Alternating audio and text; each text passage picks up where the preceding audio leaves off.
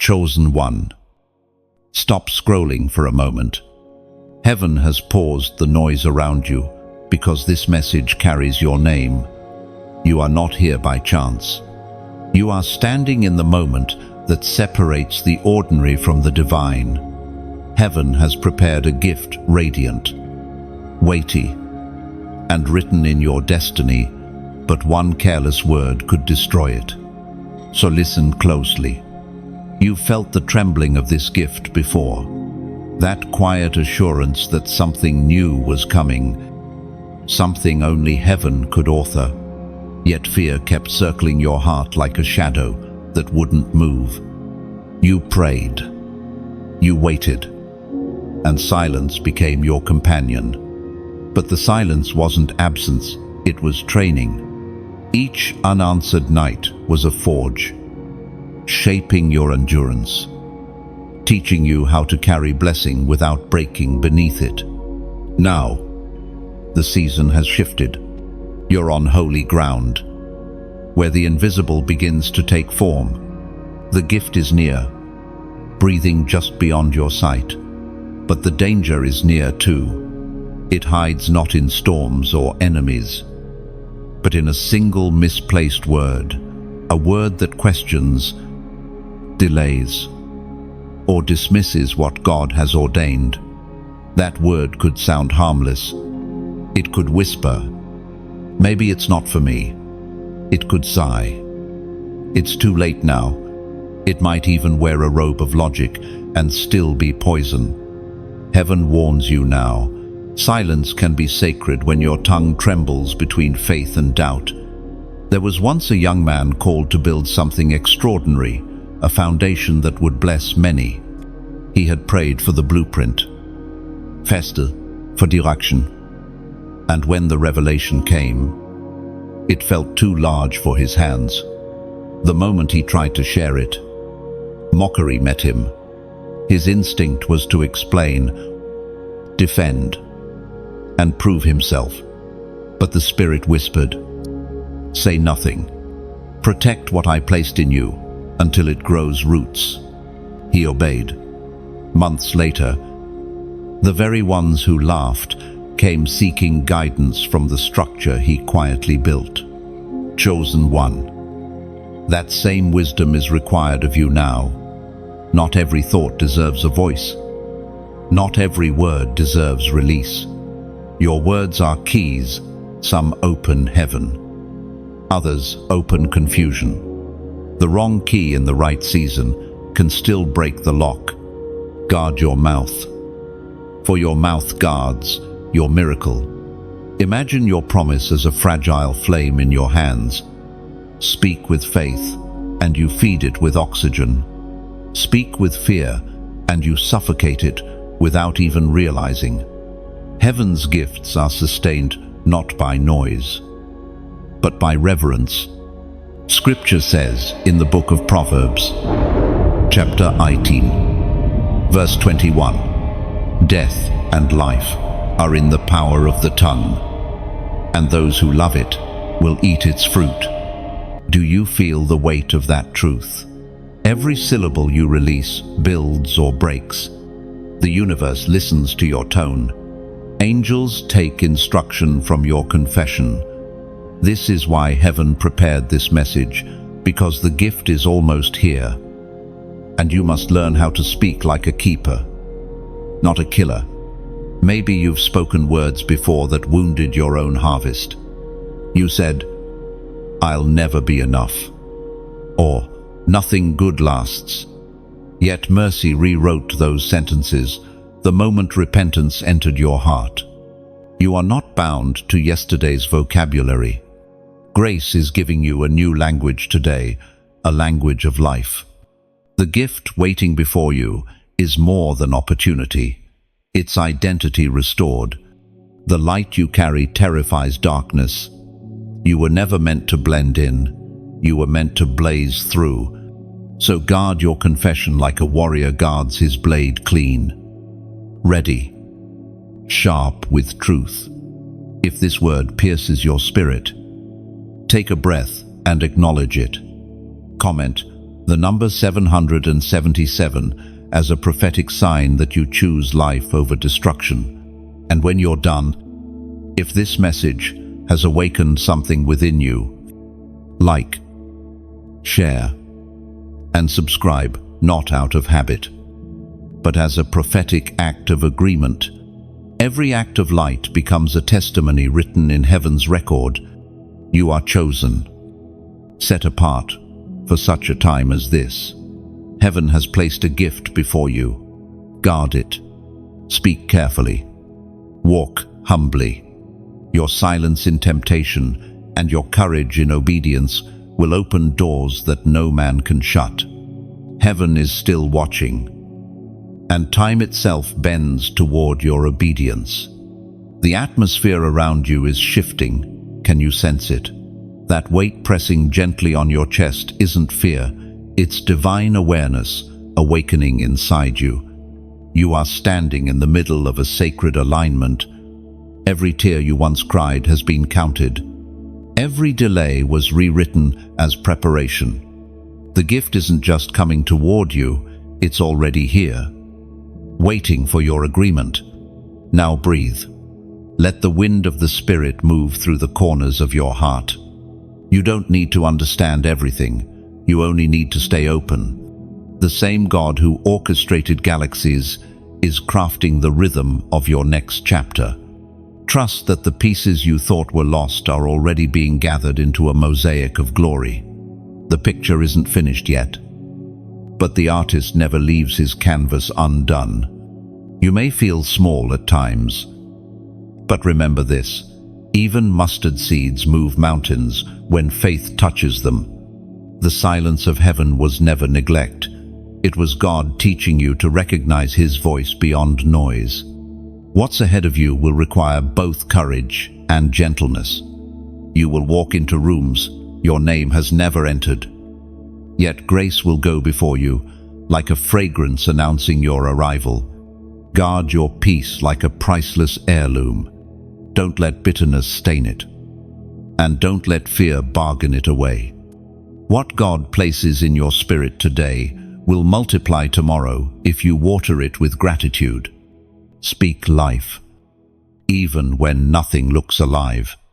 Speak hope, even when circumstances argue otherwise. Your consistency in faith is what disarms the enemy's last weapon. Lift your eyes. The horizon is glowing again. Heaven has already released fresh oil over your destiny, and it's dripping into the cracks of every broken place. You will rise, not because you are flawless, but because you are chosen, forged through pain, refined through fire, anointed through surrender. And as you step forward, remember, this is not the end of the message. It's the beginning of your movement. Stay tuned. Stay connected. Greater revelations await. Like, share, subscribe. Let this word travel where light is still needed. The story of your obedience will awaken another chosen one tonight. You wake the next morning, different. Though nothing around you seems to have changed, the air feels heavier with meaning. The same streets, the same walls. But your spirit knows something has shifted. Heaven has moved a piece on the board of your destiny. You sense that the unseen gift mentioned yesterday is no longer distant. It's now hovering close. Like a fragrance you can't quite place, but can't ignore either. You walk slowly, careful not to rush the day. There's a knowing inside you that haste can break what silence built. The world runs on noise and hurry, but the kingdom moves at the pace of obedience. You remember the night when the warning first reached you. One wrong word could destroy the gift. That sentence echoes through your thoughts, not as fear, but as focus. Every moment feels like a test of discernment. As you move through the day, small details begin to whisper divine patterns. A stranger's kindness feels intentional. A delay in your schedule leads you to an unexpected encounter. You start realizing that heaven communicates not only through visions or thunder, but through timing, interruption, and quiet alignment. You've been invited into partnership, not just observation. The gift isn't something you merely receive, it's something you must steward. You recall how easily people lose their blessings, not because the blessing wasn't real, but because their words, attitudes, or impatience cracked the vessel meant to hold it. You've seen it happen. Someone praying for love, but sabotaging connection with bitterness. Another asking for opportunity, yet shrinking in fear when it finally comes. You whisper to yourself, I will not repeat their pattern. The story of your becoming is written between patience and purpose. You're learning that the most powerful miracles rarely announce themselves with thunder. They begin in the ordinary, disguised as responsibility. Heaven is teaching you that stewardship is louder than speech. There's a memory that returns from your childhood, the first time you planted a seed. You remember checking it every day, anxious to see results. For weeks, there was nothing but soil. You nearly gave up, thinking you had failed. Until one morning, a green sprout broke through the earth. That image stays with you now, vivid and prophetic. The gift heaven prepared is that sprout. Your waiting wasn't empty, it was incubation. You walk past a mirror and pause. The reflection feels unfamiliar, not in face, but in depth. You look older, wiser, as though time has woven understanding into your eyes. The person staring back has survived storms that should have drowned them. You whisper quietly, I made it through. That sentence, simple as it sounds, feels sacred, because you did. But heaven's process rarely stops at survival. It always pushes toward transformation. The waiting was the first layer. Now comes the refining, where the true purpose of the gift is revealed. The gift is not just for you, it's meant to flow through you. The blessing becomes a burden if it ends with you alone. It was written in the book of Hosea, chapter 10, verse 12. Sow righteousness for yourselves. Reap the fruit of unfailing love, and break up your unplowed ground, for it is time to seek the Lord until he comes and showers his righteousness upon you. Those words rise in your heart like an echo. Break up your unplowed ground. The message is clear: to receive the rain, the soil must be ready. You begin to understand why the waiting hurt so deeply. God was breaking hardened ground within you. Every disappointment was a plow, every closed door a tilling. Heaven was preparing you not just to handle rain, but to hold it. You think about people you've lost, seasons you've outgrown. Some exits felt cruel at the time, but now you see they were merciful. The gift could not arrive while your heart was still entangled in the wrong alignments. There is no blessing that thrives in divided soil. So God, in his wisdom, allowed separation to protect saturation. The day grows long. Sunlight filters through the clouds, a golden hue washing the street. You stop to watch, realizing it looks like heaven's light gently resting on earth. That image captures your entire season: glory touching humanity, divinity kissing the ordinary. It's as if God whispers, "This is what I'm doing in you." You realize, too, that receiving heaven's gift is not a single moment, but a rhythm revelation. Preparation, obedience, and rest. You're somewhere between preparation and obedience now. The rest will come later. For now, you must remain alert. Your spirit grows quiet as you think of how easy it is to forget sacred things once life resumes its normal pace. But today, something anchors you deeper. Gratitude replaces anxiety. You find yourself thanking God not just for what's coming, but for what has already changed inside you. Because long before the gift reached your hands, heaven had already transformed your heart. You walk home slower than usual. Every step feels deliberate, as though you are tracing the edge of a promise. You pass people lost in distraction, and you know they don't feel what you feel, but you also know that your awareness carries responsibility. You can't go back to numbness once your spirit has been awakened. You must carry light, even when others choose darkness. As evening settles, you sit by the window. The world outside dims, but the atmosphere inside feels alive.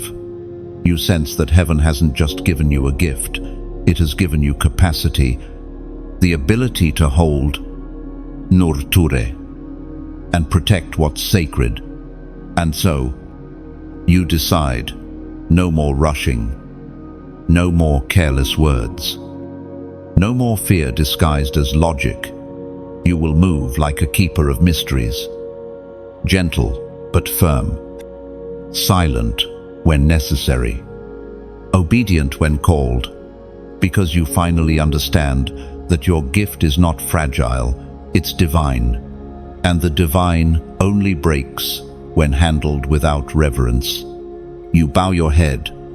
The night carries peace instead of exhaustion. The silence, once heavy, now hums with promise. Heaven watches quietly as you breathe out the last whisper of the day, not a request, not a question, just a soft thank you. Morning light spills across your room like a message sent in gold. You rise, not out of routine, but because something within you feels awakened. The stillness of early dawn carries a whisper, not loud, but unmistakably divine. Heaven hasn't just placed a gift before you. Heaven is teaching you how to protect it through patience, through posture, through quiet strength. You move slower today. There's a new awareness in your steps, as if the ground beneath your feet remembers every tear that once watered it. You are walking in soil that has been sanctified by struggle.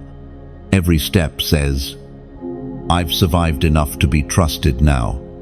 You begin to see that divine gifts don't fall randomly. They are entrusted to hearts that have been tested. You recall moments when you were tempted to quit.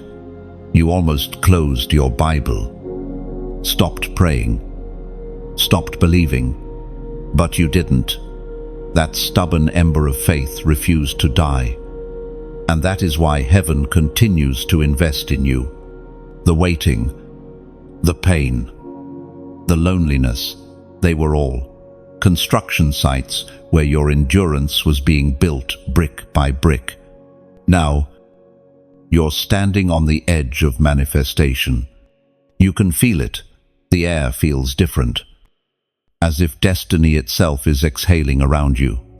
But heaven whispers again, don't rush what's still ripening.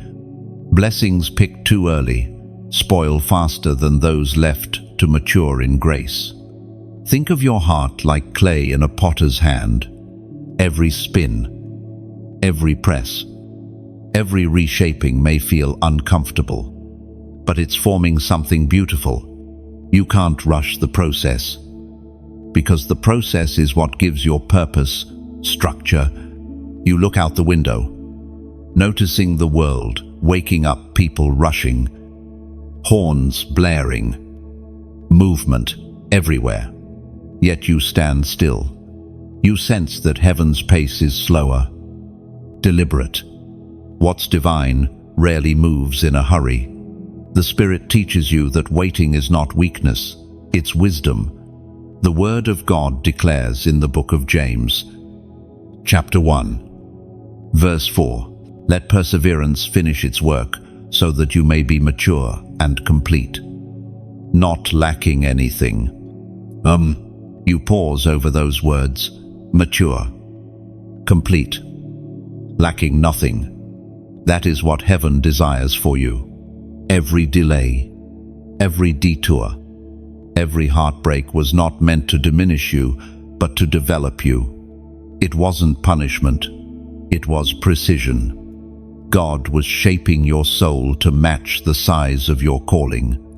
You remember a story you once heard of a craftsman who built violins by hand. He spent years carving, sanding, and shaping each one before a single note was ever played. When asked why he worked so slowly, he said, "Because the sound of patience cannot be faked." That sentence sits deep in your spirit. Heaven has been building that same kind of sound in you. Authentic, enduring, unshockable. Your breakthrough is near. But more importantly, your becoming is complete. And that matters more, because when the gift finally arrives, you'll be ready to hold it with grace, not fear. You'll carry it without needing applause. You'll protect it without pride. The temptation will come to compare your timing, to doubt your progress, to wonder if you've missed it. But remember, destiny doesn't compete, it completes. The only pace that matters is the one heaven designed for you.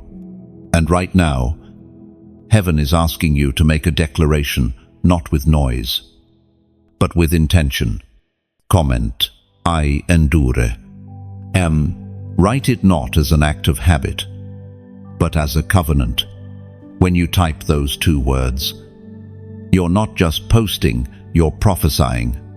You're declaring that no matter how long it takes, no matter how silent heaven seems, you will let perseverance finish its work. You're telling every dark power that your faith is not for sale, your promise not up for negotiation. Because endurance isn't passive, it's active resistance against fear. It's you standing still when storms scream for you to move. It's you saying, I may not see progress, but I see purpose. So hold steady. The earth beneath you may tremble, but your roots are deep now. You've learned to wait without wasting, to trust without proof, to believe without visible evidence. That is maturity. That is strength.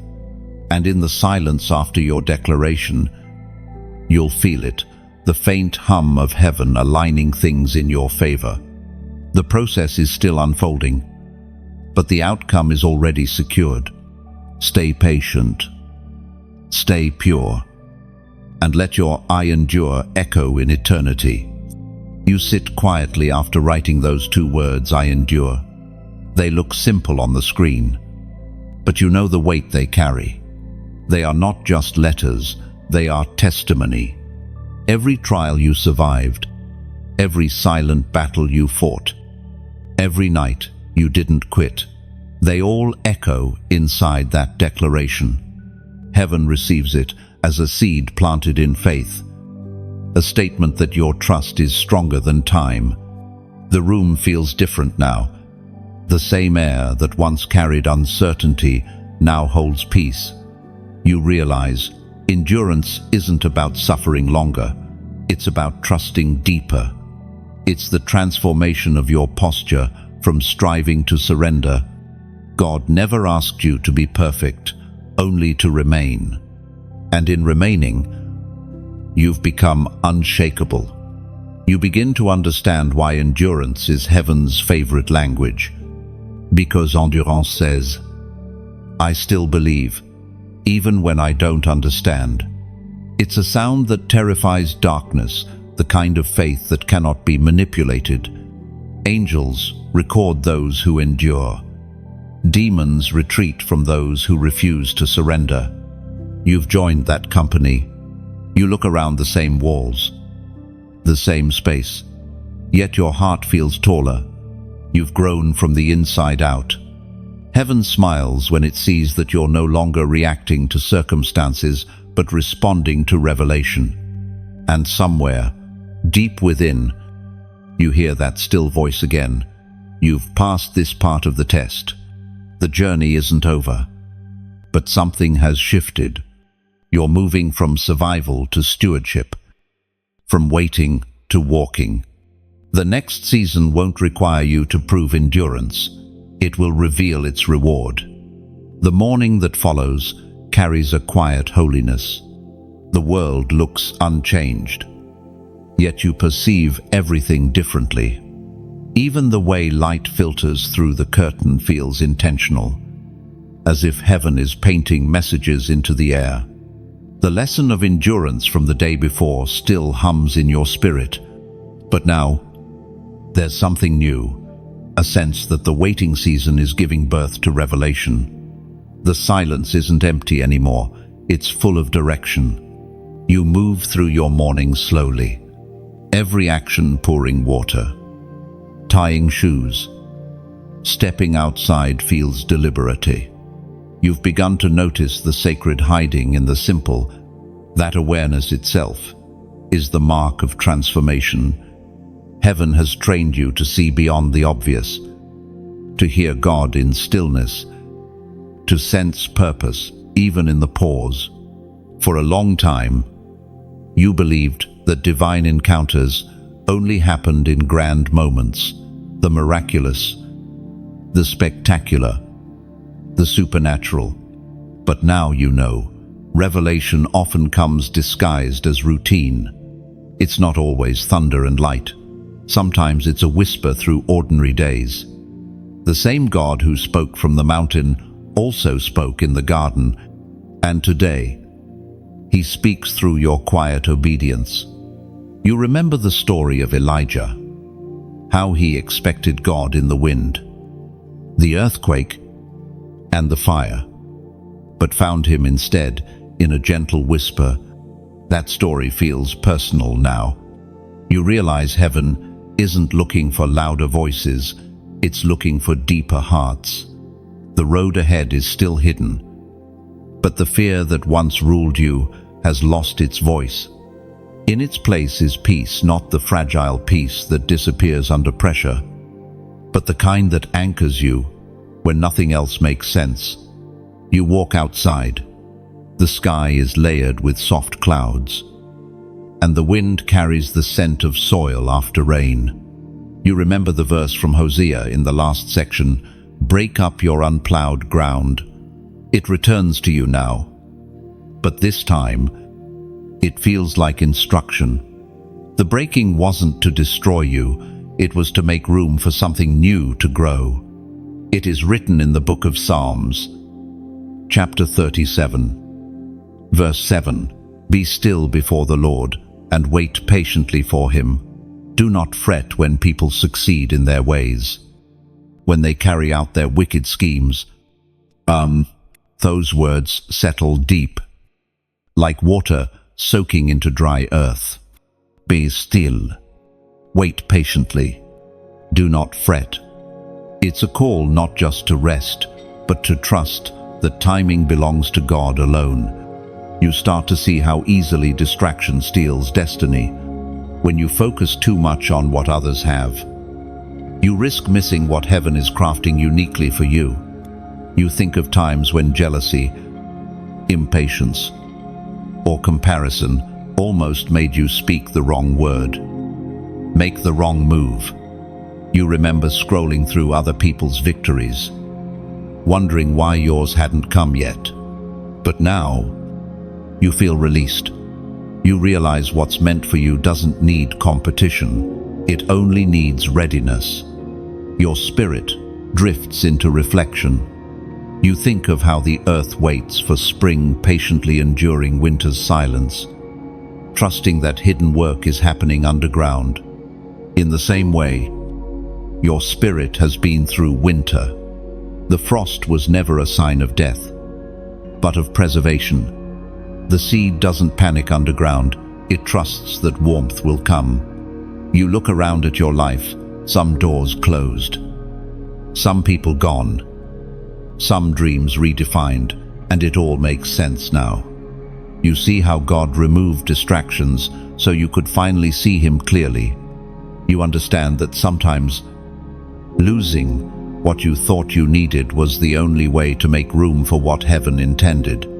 This realization doesn't come with fireworks, it comes with stillness.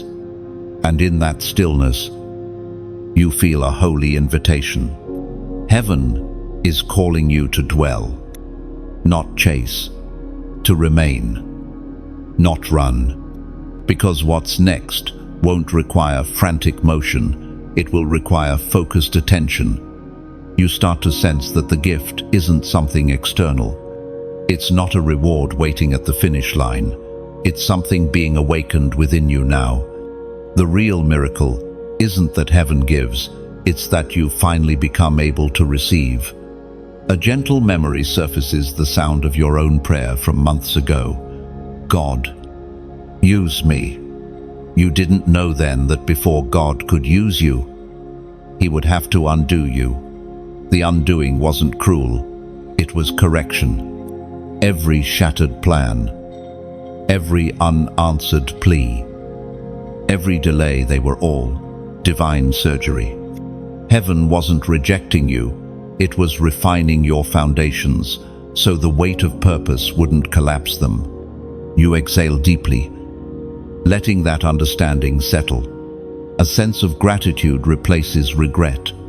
You realize the process was never punishment. It was protection in disguise. Somewhere in the distance, church bells ring.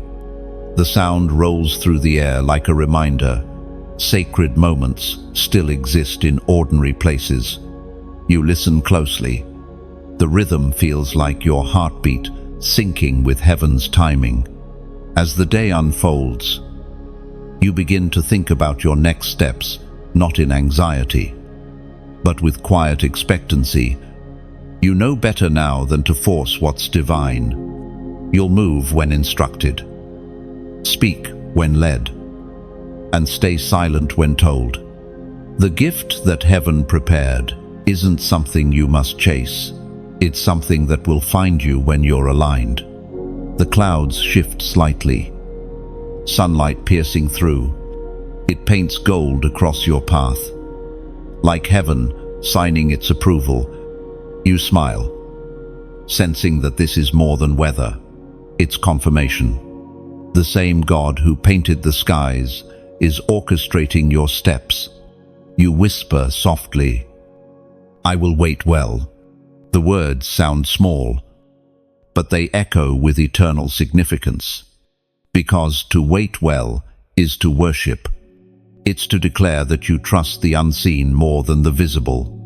And so, the day closes without drama, only peace.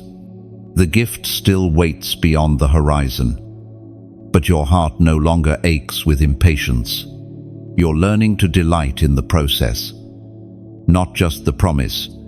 Heaven smiles at that posture, because in the realm of the Spirit, that's when the true unfolding begins. The air feels different tonight. You can't explain it, but something around you glows softer, almost gentler, like the whole world has slowed down to breathe with you. You sit quietly, listening to the hum of life outside your window, realizing how far you've come. Just a few days ago, your heart was restless, your spirit uneasy. Now, there's peace where panic used to live. You're beginning to understand what it means to walk with heaven's rhythm, not ahead of it, not behind it, but in step with it. Stillness no longer feels like delay. It feels like preparation. You've learned that when God seems silent, He's usually setting the stage. The unseen work of heaven is like the roots of a tree, invisible, but essential. You don't see them growing, yet they're what make the fruit possible. That truth settles deep in you. What you don't see is still growing. You think of all the small mercies that carried you here, people who spoke encouragement when you were fading, moments when a verse arrived at the exact second your heart was breaking, unexpected provision when resources ran out. None of it was random. Each detail was divine handwriting, and you realize, maybe the real miracle isn't that God moved mountains, but that He never stopped holding you while you climbed them. Tonight, Heaven wants you to remember something simple. Blessings aren't only received, they're shared. The light you carry is not meant to be hidden in your hands, it's meant to illuminate others. You've been filled so that you can overflow. That's how heaven's economy works. Grace flows through giving, not hoarding. The Word of God declares in the second letter to the Corinthians, chapter 9, verse 7, each one must give as he has decided in his heart, not reluctantly or under compulsion, for God loves a cheerful giver. End plea. Those words are not just about money, they're about the posture of your heart. The truth is, giving isn't an obligation, it's a continuation of worship. Every time you give, you say to heaven, I trust you enough to release what's in my hand. It's the same principle that turns seed into harvest. A seed kept in a jar stays a seed forever, but a seed planted in love becomes a forest. Maybe you've never seen giving that way before. Maybe you've heard voices twist it into pressure. But tonight, hear this clearly. What you give is not payment, it's partnership. You're not buying blessings, you're joining heaven in multiplying them. When you support what carries light, you become part of that light's journey. Think of this message like a candle. Every time it touches another life, it lights a new flame. And when someone like you helps sustain that light, whether through prayer, a share, a kind word, or even financial support, you're handing another candle to someone still standing in the dark. That's not duty, that's destiny. You sit back and smile, realizing that heaven's work on earth often begins in the quiet generosity of one heart. A shared message can heal someone you'll never meet. A kind gesture can change a stranger's night. A donation, no matter how small, can keep this light burning for the next soul who needs to hear hope again. You don't need to be wealthy to make impact. You only need to be willing. The widow who gave 2 coins gave more than kings because her heart led the offering. God doesn't count amounts, He measures intentions. What matters is the love behind the release. So tonight, if this message has stirred something in you, if it has reminded you that heaven still speaks and hope still lives, consider this moment your invitation, not from a person, but from purpose. Like this message, if it touched your heart, share it, so someone else might find peace in their storm. And subscribe if you want to keep walking this journey of light and revelation together. And if you ever feel led, donate not because you must, but because your generosity becomes a ripple of healing. Think of your giving as pouring oil into a lamp that burns through the darkness, helping light reach another weary traveler. You are not fueling a platform, you're fueling purpose. You're not giving away, you're passing light forward. There's something sacred about generosity when it comes from freedom, not pressure.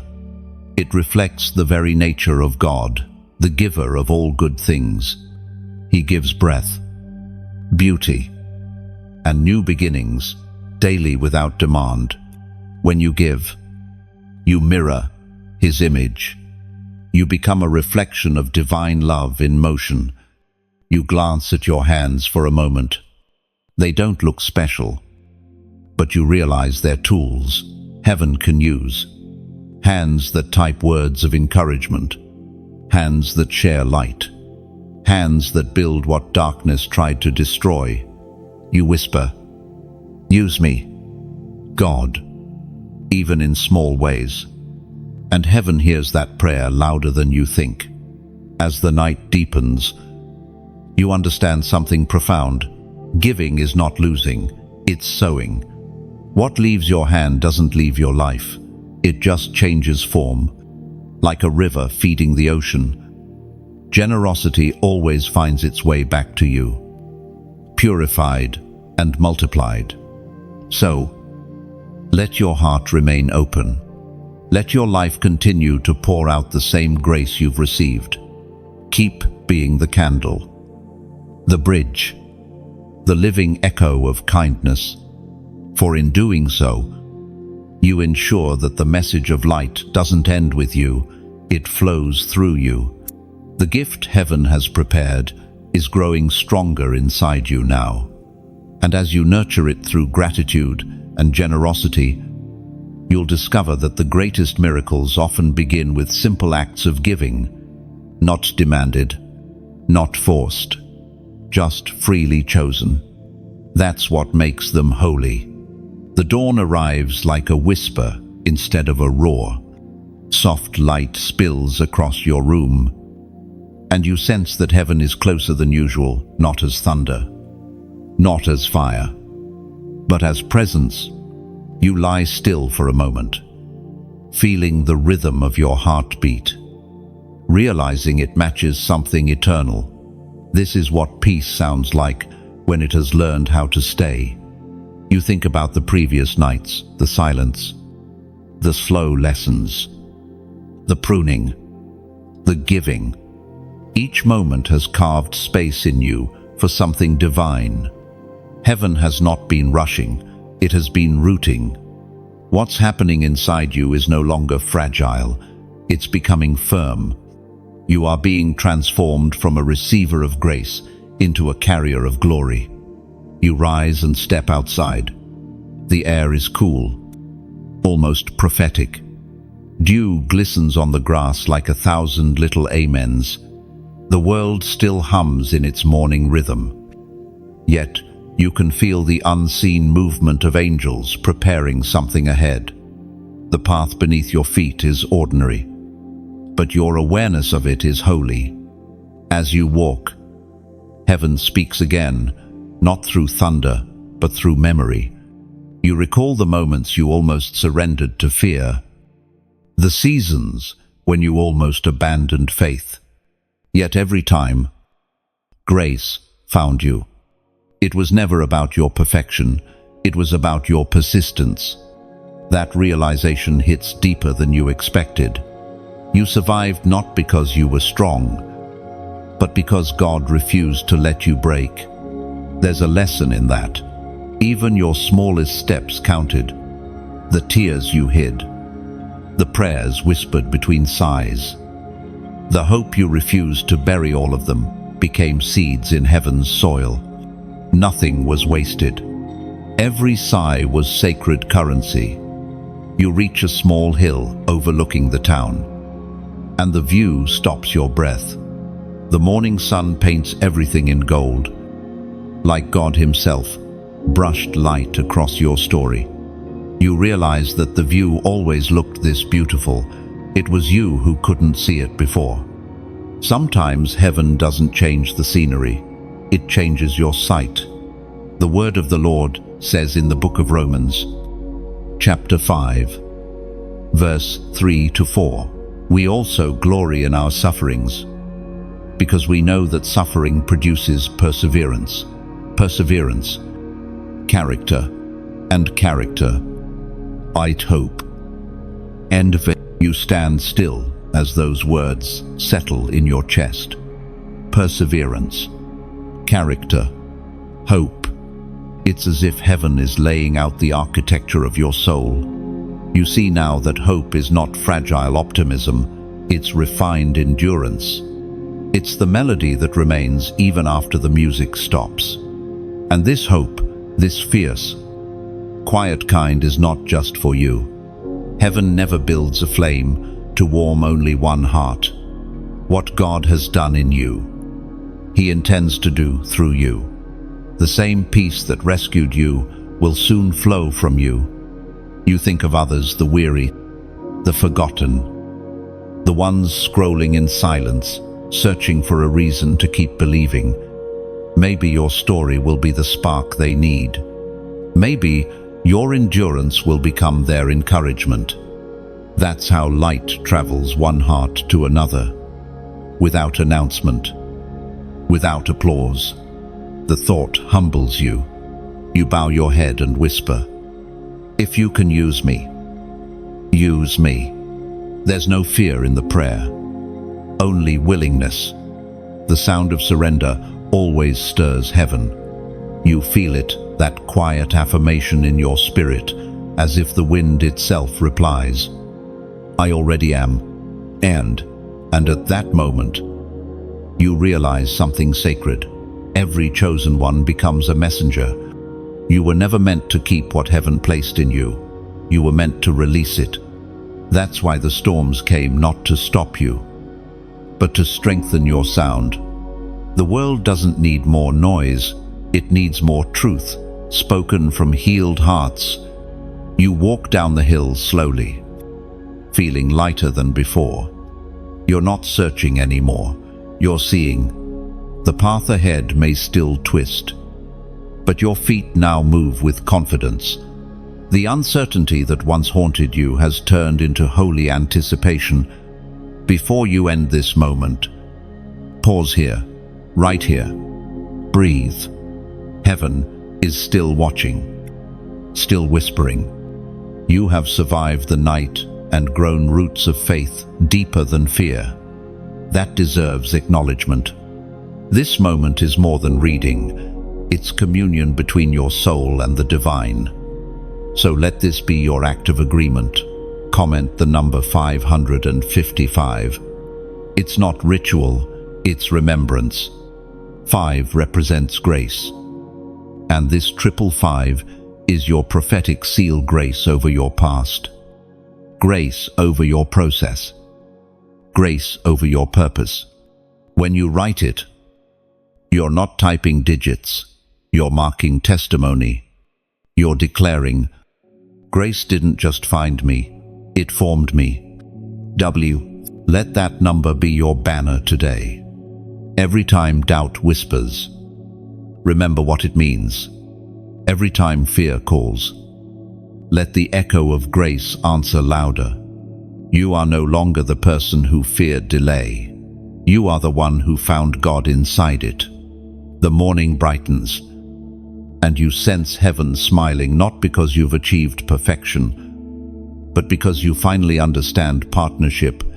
The gift that once seemed distant is now alive in you. It breathes when you breathe. It speaks when you stay silent. You are no longer simply waiting for miracles.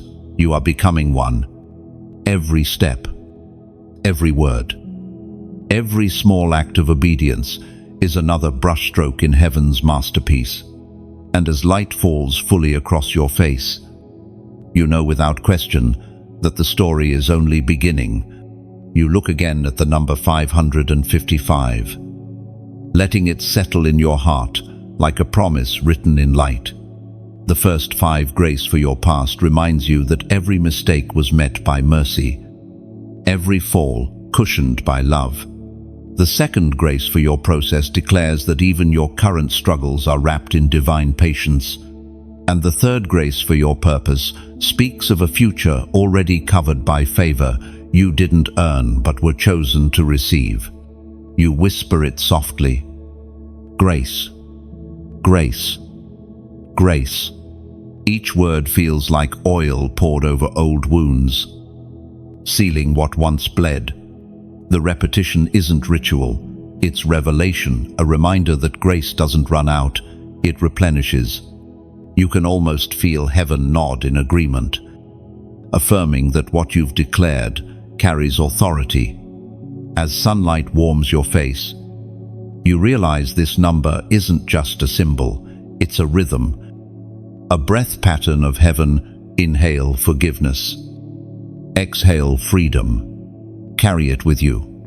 Let 555 become the quiet code of your confidence. Grace began your story. Grace sustains your walk. And grace will finish what glory started. Morning breaks through your window like a soft revelation. The light moves slowly across the room, touching everything: the chair, the curtain, the worn Bible near your bed, as if heaven is reminding you that even ordinary things can hold extraordinary presence. The stillness of dawn feels different now. You are no longer waiting for signs or proof. You are simply aware, and that awareness itself is holy. You rise, not out of obligation, but out of gratitude. The air feels lighter. You've begun to understand that peace is not the absence of storms, it's the anchor that holds you steady through them. What once felt like chaos now feels like choreography. Everything that happened, every detour, every delay was actually rhythm. Heaven has always been conducting your story. Even when you couldn't hear the music, you think back to seasons when life seemed unfair, times when prayers fell flat, when doors stayed closed, when hope felt too heavy to hold. You remember the nights when tears were your only language. Back then, you thought God had gone silent. Now you realize He was speaking through the silence, shaping strength in places where comfort couldn't reach. Your thoughts wander to the people who misunderstood your journey. Some left when you changed, others mocked when you didn't conform. But now you see that their departure was protection. Heaven was clearing the stage, so your purpose could take the spotlight. Not everyone can stay when your anointing begins to speak louder than your explanations. You pour yourself a cup of tea and step outside. The world smells new after a night of rain. The sky stretches open blue, vast, alive, and the wind brushes against your face like an unseen reminder. You are still part of something larger. You look up and whisper, "Thank you," not because everything is perfect, but because you can finally see perfection in the process. The scripture reminds us in the book of Philippians, chapter 1, verse 6, "Being confident of this, that He who began a good work in you will carry it on to completion until the day of Christ Jesus." You hold on to that line for a long time. He who began will complete. It feels like balm to your spirit.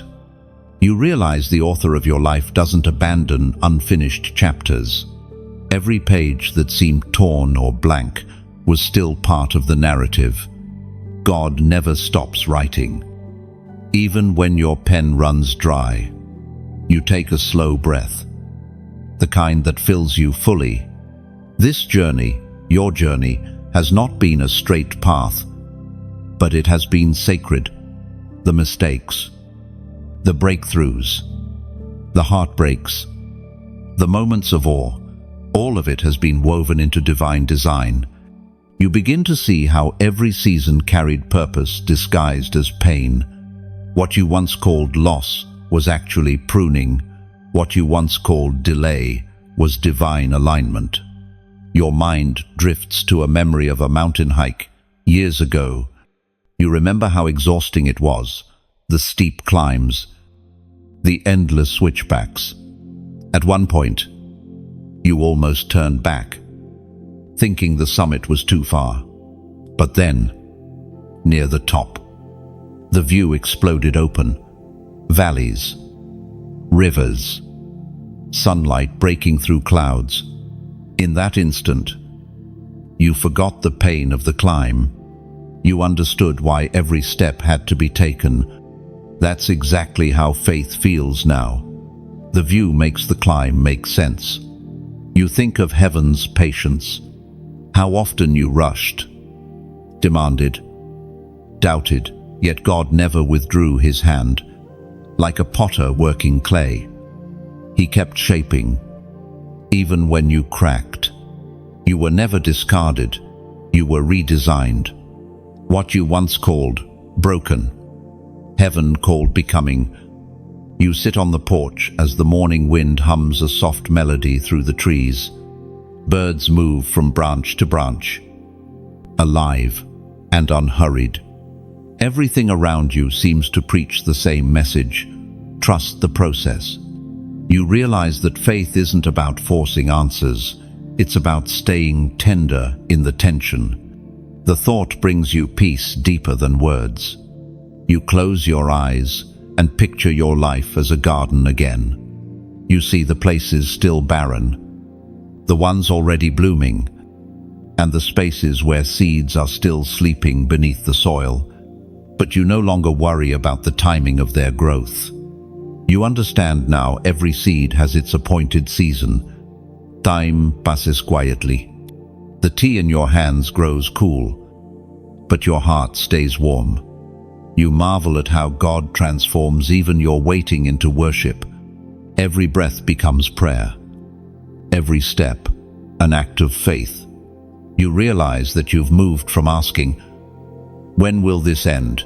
to saying, "God, stay with me through it." That's maturity. That's surrender. The morning grows brighter. You hear laughter from children playing down the street. Their joy, unfiltered, simple, pure. It stirs something in you, a longing to live with that kind of trust again. Children never worry about the next step. They simply believe that provision is waiting. You decide to carry that same childlike faith into your next season, not naive, but surrendered. Confident that the one who began this good work in you hasn't lost his blueprint. And as the day unfolds, you walk with new awareness. Every sound, every color, every face feels significant. Life no longer feels like a race to the destination. It feels like a dance between revelation and rest. You've learned that divine timing isn't slow, it's precise. You've learned that peace isn't found by escaping storms, but by standing inside them without fear.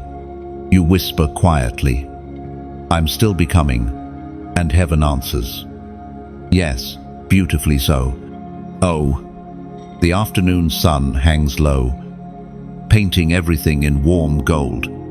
Shadows stretch long across the ground, and you feel as though the day itself is bowing to time, that quiet hour between what has been and what is still coming. You walk through it slowly, aware that this in-between is sacred. It's the space where growth takes root, where clarity blooms after the chaos. There's something about this hour that feels like reflection. You can almost hear your own thoughts echo back to you, softer than before. They don't sting anymore, they teach. The wounds that once burned are now just reminders of where the light entered. The weight that once bent your spirit has turned into wisdom. Heaven has a way of recycling pain into perspective. You pause beneath a tree, its leaves trembling in the soft wind. For a moment, you feel like that tree grounded, but moved by unseen forces. You've learned how to sway without breaking, how to remain rooted even when everything around you shifts. That's the quiet strength heaven has been building in you all along. A memory surfaces the night when you cried and said, "God, I don't understand this season." You can almost hear your voice again, full of exhaustion and confusion. But if you listen closely now, you can also hear the silence that followed, not as absence, but as answer. That silence was God saying, "You will understand later." And now, later has arrived. You begin to see how every chapter of your journey was perfectly timed. The doors that didn't open were closed by mercy. The relationships that faded were not loss, but protection. The prayers that weren't answered the way you hoped were answered the way heaven intended. you start to realize that divine love is often disguised as delay.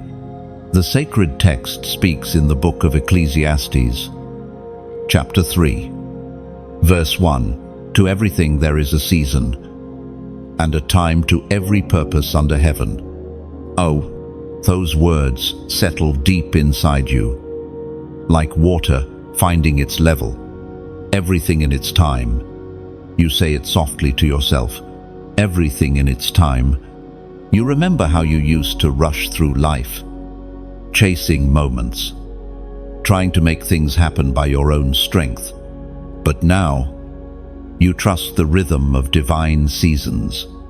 You understand that even silence has purpose. Even stillness is progress. You look around and see how creation preaches patience without words. The sun never hurries to rise. The ocean never forces its tide. The seed doesn't rush to bloom. It simply waits, knowing it was designed to flourish at the right moment. And you, too, are learning that your time is not slipping away. It's unfolding exactly as written. The wind picks up gently, brushing across your face like an unseen whisper. Rest in timing. You inhale deeply, feeling the weight of those 3 words. They become instruction and comfort at once. Rest in timing. Don't wrestle it. Don't rush it. Trust that what is yours cannot miss you. You think of all the times impatience led to exhaustion, trying to hold together what God was trying to release, clinging to what had already completed its purpose. Now, you release it. You let go of what once defined you. And suddenly, you feel lighter. Some things are not meant to be carried.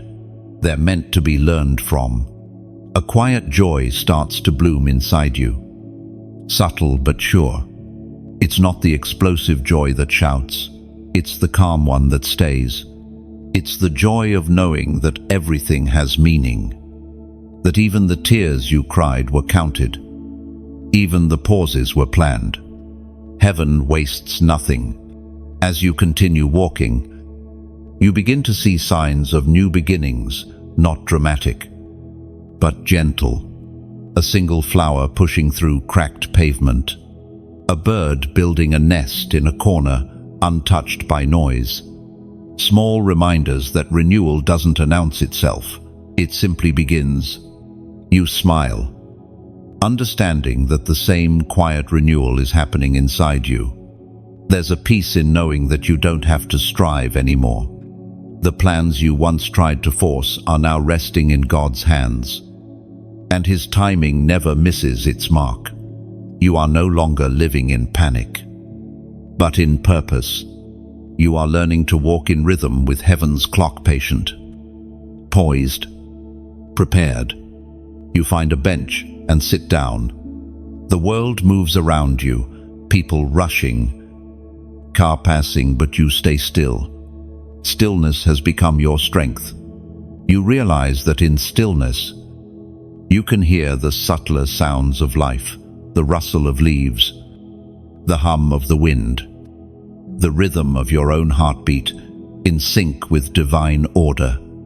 You close your eyes and whisper a short prayer, not asking for more, but thanking for what already is. Gratitude. You've discovered, turns waiting into worship. You don't need constant signs anymore because peace itself has become your confirmation. You don't need visible progress because your faith has matured past the need for proof. You smile, remembering the verse again, a time for every purpose.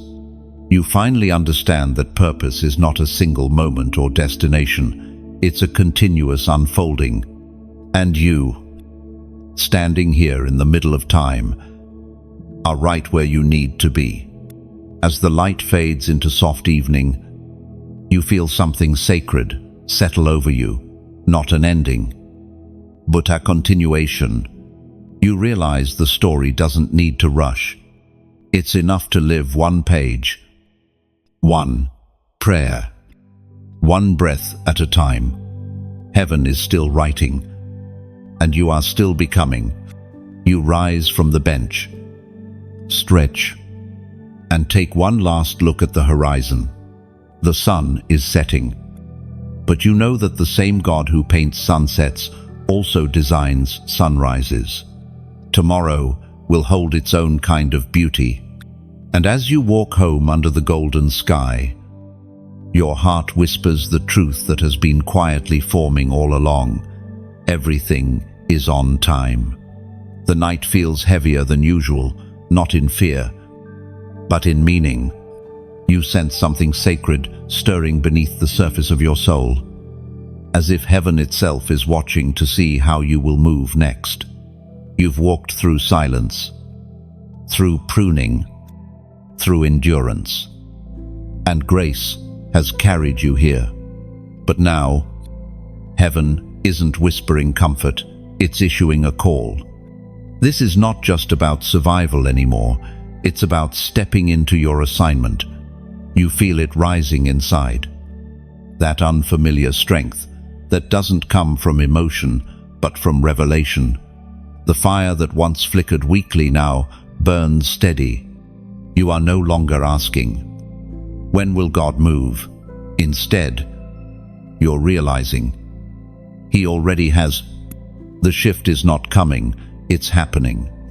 The atmosphere around your life has changed, and heaven expects you to respond accordingly. You look back on the path behind you, the waiting, the refinement, the tears that built unseen altars. Every part of your journey has led to this point. Heaven never wastes pain, it repurposes it. What was once your weakness has become your weapon. The same voice that once said, "Stay still," now whispers, "Stand tall." It is written in the book of Joshua, chapter 1, verse 9, "Be strong and courageous. Do not be afraid. Do not be discouraged. For the Lord your God will be with you wherever you go." You pause and breathe those words in. Be strong. Be courageous. It's not just a verse, it's a command. Amantil. You feel the weight of destiny resting on your shoulders. But it doesn't crush you, it crowns you. The same strength that split seas now steadies your spirit. You're not walking alone, you're walking accompanied. You remember moments when fear convinced you to shrink, when opportunities came, but you stepped back, thinking you weren't ready. Now, you understand, readiness isn't the absence of fear, it's moving forward despite it. Courage isn't loud, sometimes it's the quiet decision to say yes when everything inside you screams no. There's a story unfolding in you, one that begins, not with applause, but with obedience. God isn't asking for perfection, He's asking for partnership. The heavens respond to faith, not fear. Every time you choose courage, something in the unseen realm shifts. Angels mobilize, atmospheres rearrange. The impossible begins to make room for you. You think about people around you, those who gave up too soon, those who stayed silent when they were meant to speak. You realize that obedience delayed is still disobedience. This season is not about watching, it's about walking. Heaven won't bless hesitation disguised as humility. You're being called to rise, not later, but now, and deep down, you know this truth. Courage isn't a moment. It's a mindset. It's waking up every day and saying, "God, even if I'm trembling, I'll still go." The gift heaven gave you is not meant to collect dust in safety. It's meant to collide with purpose in motion. You take a deep breath. The fear that used to paralyze you now fuels you. Every memory of rejection becomes another reminder that you were meant to stand apart. You are the answer to someone's prayer, the fulfillment of a promise God made long before you arrived. That's why the attacks were so relentless, because the enemy saw what you carry. But tonight, the trembling stops. The uncertainty breaks. Heaven is calling you to move, to speak, to build, to believe again, boldly, and your act of obedience tonight will echo for generations you'll never meet. Before this moment closes, let your declaration rise from your spirit. Comment: I rise. 1. Not as a trend, but as testimony. When you write it, you are not posting words. You are placing a spiritual marker in time. You are declaring to heaven, to the earth, and to every dark force that your season of hesitation has ended. You rise from fear. You rise from delay. You rise into purpose. And as those words leave your lips or your fingertips, you'll feel it, the lifting. The invisible weight you've carried begins to shift. Heaven moves where faith moves. And in that movement, destiny begins to unfold. The stars outside seem brighter tonight. As if heaven itself is celebrating your decision. You stand taller not because the path got easier, but because your faith grew deeper. This is the sound of resurrection, the rhythm of revival. You are not waiting for light anymore. You are the light. You stare at the words, I rise. Simple, yet they pulse with power. They aren't just a comment, they are a declaration of resurrection. When you wrote them, something in the unseen realm shifted, an agreement sealed between your spirit and heaven. You feel it in your chest. That warmth that comes when truth aligns with destiny. This isn't just about standing up, it's about standing into who you were always meant to be. The first word, I, reminds you that this journey is personal. You're not waiting for anyone to validate your calling. You are the one chosen, the one refined, the one prepared. Heaven didn't call a crowd, it called you. The word rise speaks of motion, of decision, of transformation. To rise means you refuse to live on ground level. When grace has given you wings, you whisper the words again. Slower this time, I rise, and the phrase becomes a heartbeat. Each syllable breaks another chain of limitation. Every repetition feels like light, filling an old, empty room. Heaven hears, and the earth responds. The atmosphere bends around your confession because truth always carries authority.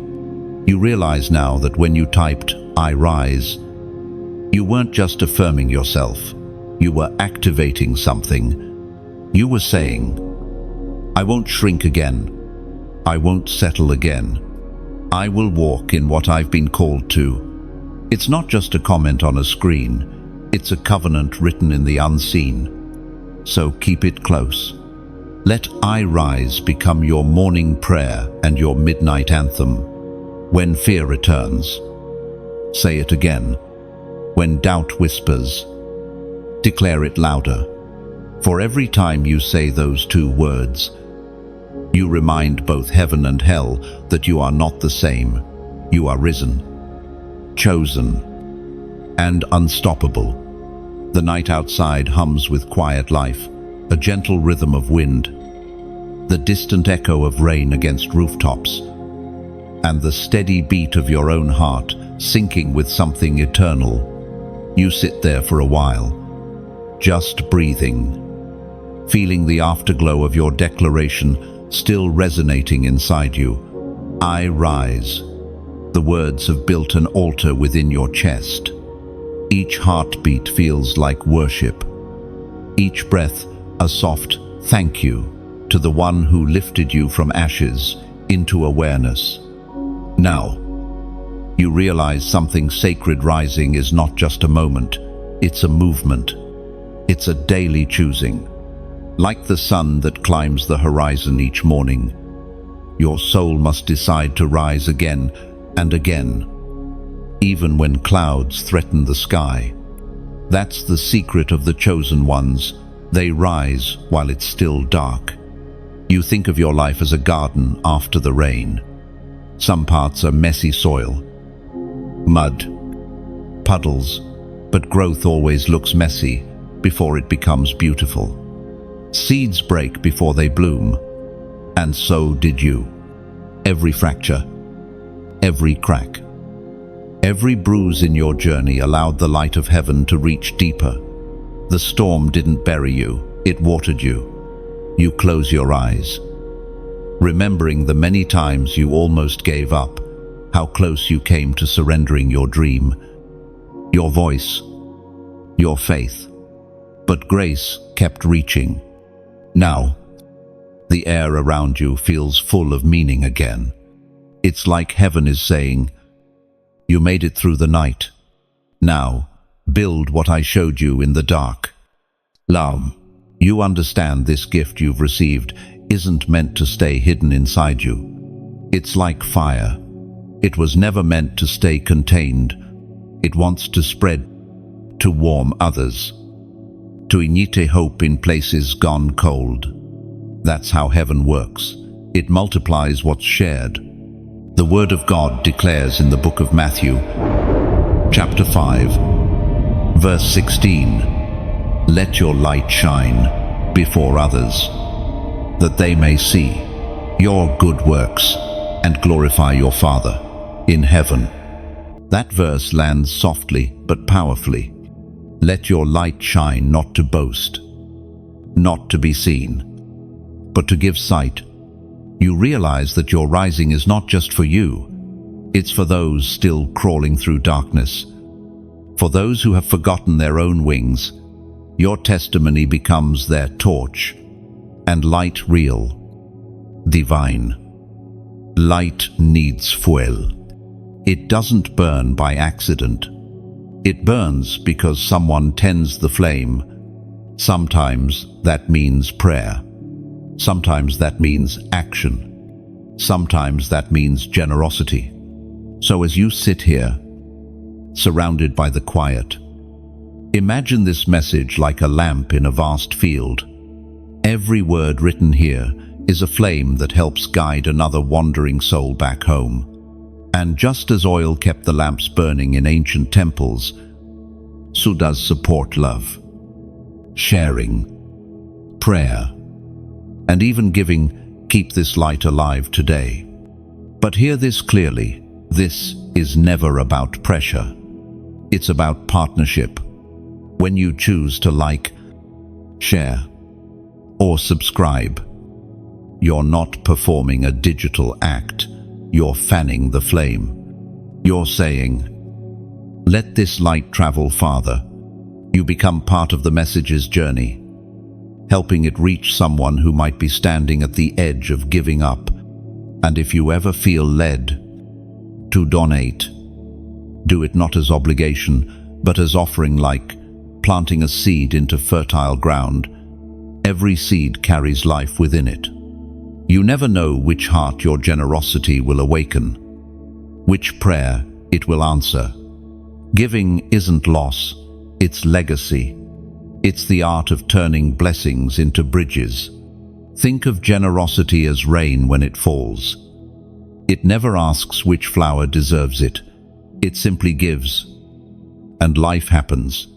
When you give, you become part of heaven's weather system, nourishing what's growing, refreshing what's fading. You create ripples in eternity, far beyond what your eyes can see. You smile softly at the thought. The idea that your actions, even the smallest ones, can become echoes of light across the world fills you with warmth. You're reminded again, heaven's miracles are rarely loud. They're gentle, like kindness given quietly. So tonight, your invitation is simple and sincere. Like if this word has touched something real in you, share it if you believe light multiplies when spread. Subscribe if you want to walk further with this movement of faith, this unfolding of divine revelation, and donate. If your heart stirs not out of duty, but désir. Think of it as adding one more drop of oil to a lamp that refuses to go out. The beauty of giving, whether it's your attention, your time, or your resources, is that it doesn't drain you, it expands you. Every act of generosity widens the borders of your spirit. You start to understand why God loves a cheerful giver, because a cheerful giver understands creation, that what flows out returns, multiplied. The wind outside grows softer now. You can almost sense heaven smiling through it, like a gentle nod of approval. You've risen, and now you are rising others. That's the real purpose of the gift heaven placed in you. The story is no longer just yours, it's shared light. You whisper one last prayer before bed, not asking for anything, but offering something. Use me to carry your light. And in that sentence lies your truest calling to give what you've been given, freely and joyfully, because the greatest miracles are born not in wealth, but in willingness. You have both a heart that still believes and hands that are ready to build. Heaven can work with that. The next morning arrives wrapped in quiet light. You wake before the world does. That sacred moment when everything is still, when even the air seems to pause before creation begins again. You lie there, eyes half open, letting the silence speak. It's not empty, it's full of presence. The stillness has weight to it, as though heaven itself is sitting beside you, waiting for your first thought. And that thought comes softly, I am still here. Those words, simple as they are, feel like victory.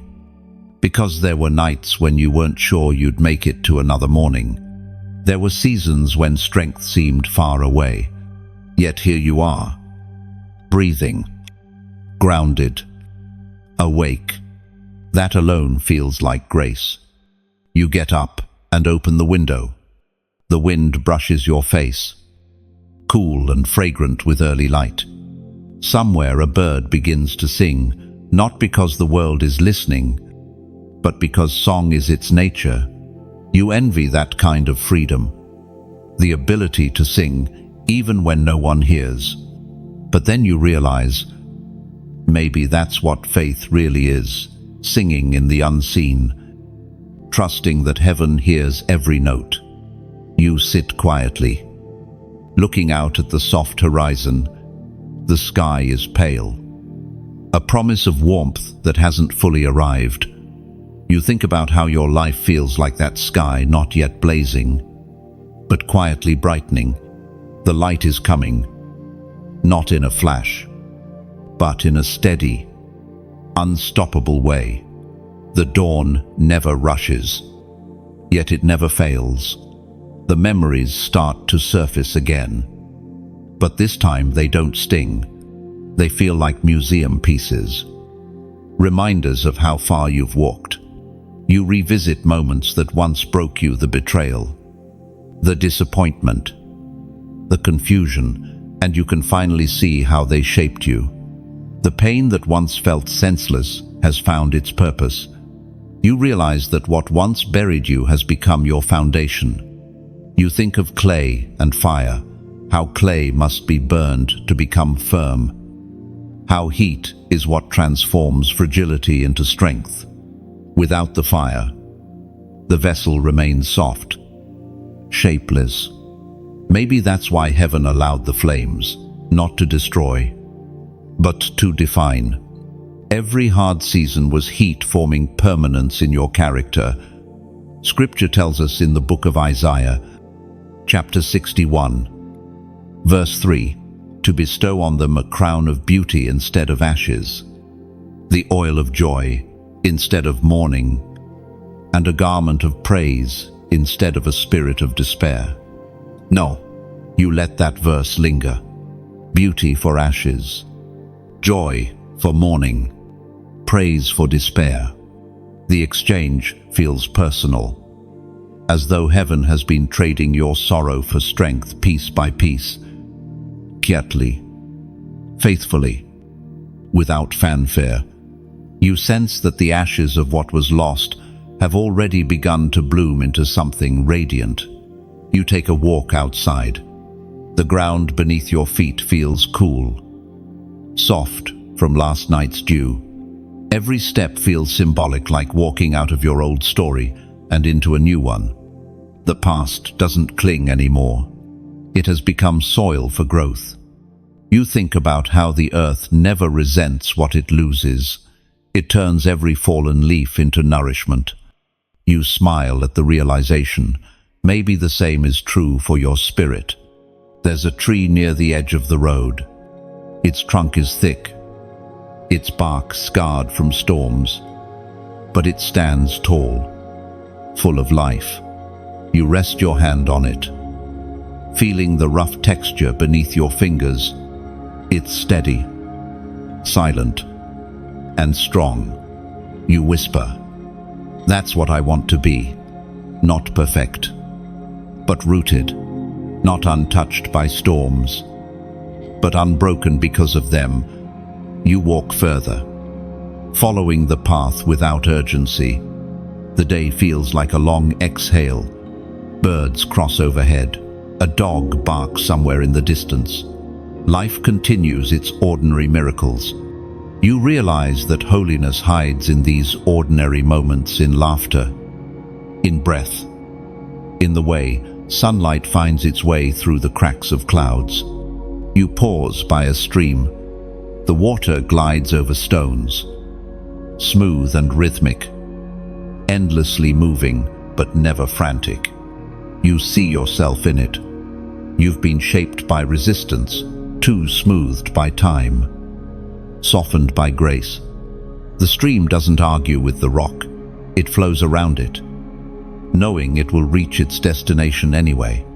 You exhale, realizing that peace doesn't always mean escape. Sometimes it means learning how to flow differently. You sit by the water for a long while, letting your thoughts drift with the current. You think of the future, but it doesn't feel overwhelming anymore. You've stopped trying to predict. You've started to trust. The next chapter will come when it's ready. And when it does, you'll recognize its rhythm, because it will sound like peace. Your reflection ripples in the stream, and for the first time, you like what you see. Not flawless, not finished, but whole. There's light in your eyes now, the kind that comes not from avoiding pain, but from surviving it. You touch the water lightly, watching the circles widen. Everything you do sends ripples, every word, every act, every choice. The thought makes you more intentional. You realize that living gently is also living powerfully. The afternoon deepens. Clouds gather, not in threat, but in beauty. You sense rain is coming, and you don't rush to avoid it. You've learned not to fear the rain. It doesn't symbolize endings anymore. It represents renewal. You tilt your face upward as the first drops fall, cool against your skin. It feels like a blessing, heaven's reminder that cleansing often looks like chaos first. The rain becomes steady, and you laugh quietly. The sound of it mixes with your breath. You whisper, "Thank you," again, because even in this moment, you know you are being washed. Not wounded. You stay there until the clouds pass. And when the sun breaks through again, it shines brighter than before. The world looks new, cleaner, alive. You know now that this is what restoration feels like, not loud or dramatic, but quiet and complete. You turn back toward home, soaked but smiling, You don't need signs or confirmation anymore. The peace in your chest is proof enough that God is still writing, still weaving, still redeeming. The rain has done its work. The soil of your soul is ready for what's next. The evening feels weightless, a soft hush over the world, as if heaven itself has dimmed the noise just for you. You sit by the window again, watching the last rays of sun stretch across the horizon. The sky is an orchestra of colors, orange melting into gold, gold fading into lavender, lavender deepening into quiet blue. It feels almost alive, like the heavens are breathing with you. You realize this beauty isn't just around you, it's also within you. You've been changing quietly, like the sunset, not suddenly, but steadily. You've walked through silence, storms, and surrender. Each section of your journey has taught you something the easy days never could. The pain carved depth. The waiting built patience. The giving opened your hands. And now, this peace feels earned. Like a medal, no one can see but heaven. You no longer crave validation for what you've endured. The proof is in your calm. You think back to moments when you didn't recognize yourself, when you were buried beneath fear and confusion, unsure if you'd ever find your way back. Now, you can see it clearly. That version of you was still holy, still held, still part of the plan. Even your weakest moments were covered in mercy. Heaven was never disappointed in your struggle. It was patient with your becoming. The air around you feels charged with something unseen expectation mixed with gratitude. You can sense that another door is about to open. But this time, you're not desperate to push it. You trust that what's meant for you will find you. You've learned the art of divine timing, to prepare while you wait, and to praise while you prepare. You step outside as twilight deepens.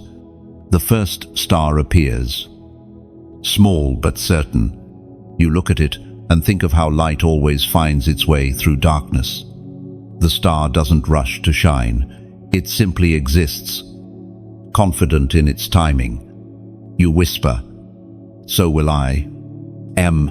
The sacred word declares in the book of Hebrews, chapter 10, verse 35 to 36. So do not throw away your confidence. It will be richly rewarded. You need to persevere so that when you have done the will of God, you will receive what He has promised. Those words fall into your heart like gentle thunder, steady, undeniable, divine. Do not throw away your confidence. You repeat it silently. You realize confidence in God is not arrogance, it's alignment. It's the deep knowing that His promises don't expire just because time has passed. Heaven is not in a hurry, it's in control. You breathe slowly, understanding that faith is not just believing for miracles, it's believing during the waiting between them. You've spent so long fearing silence, but now you know silence is where God whispers direction. And the direction you're sensing now feels like a call to trust deeper than before, to walk with assurance even when the map fades. You begin to think about how faith matures. It starts as fire, passionate, loud, hungry, but as it grows, it becomes light, steady, calm, guiding.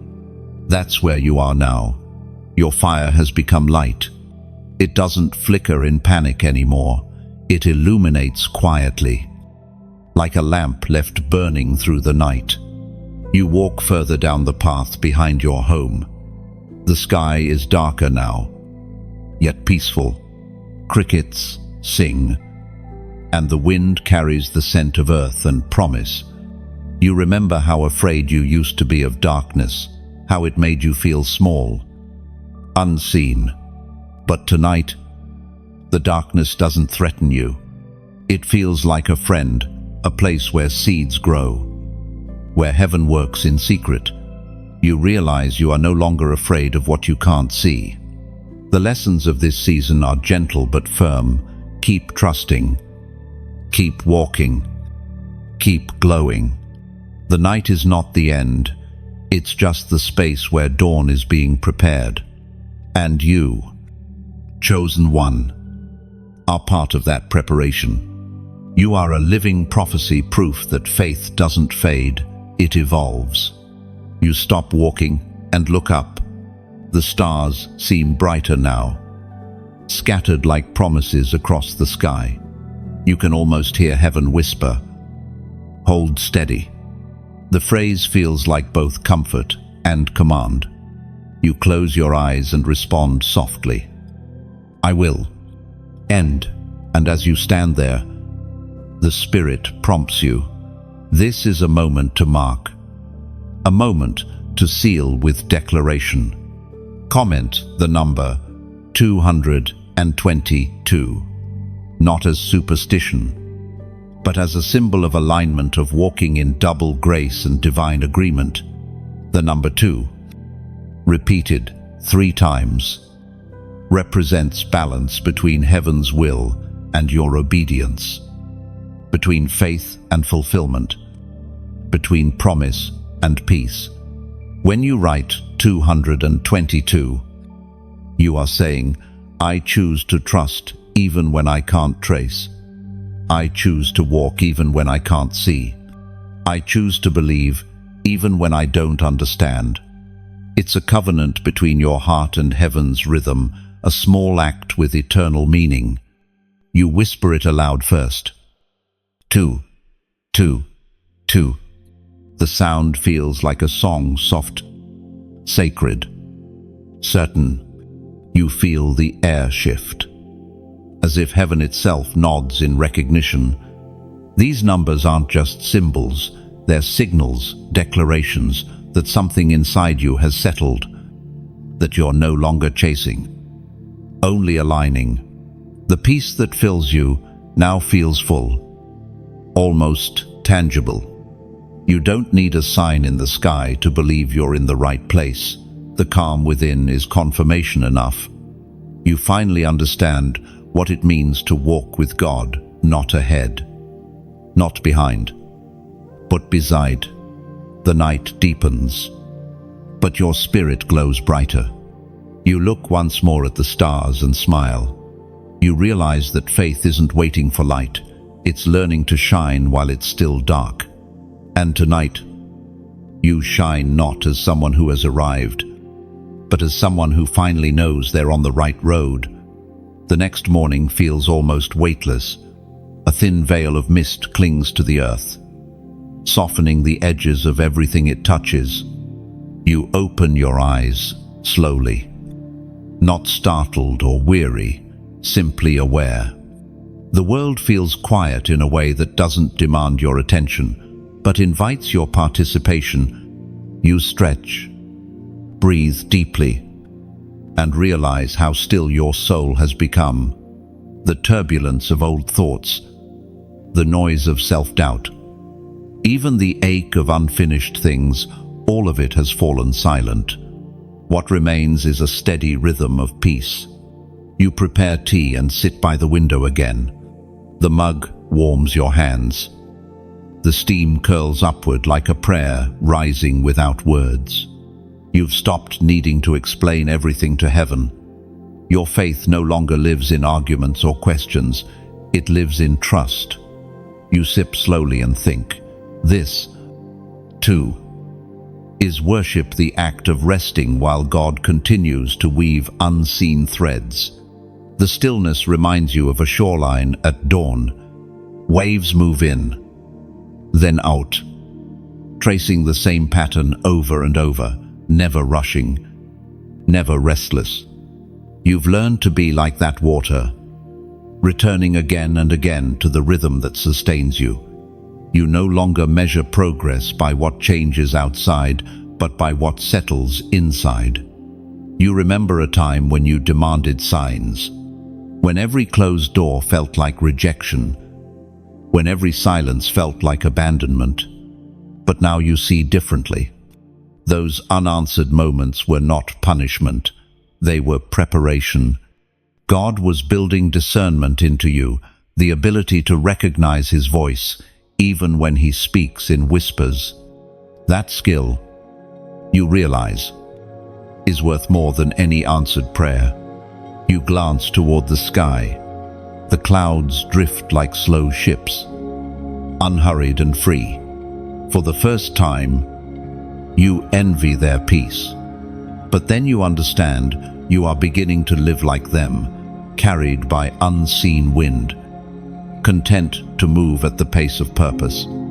You smile, whispering, "I'm learning."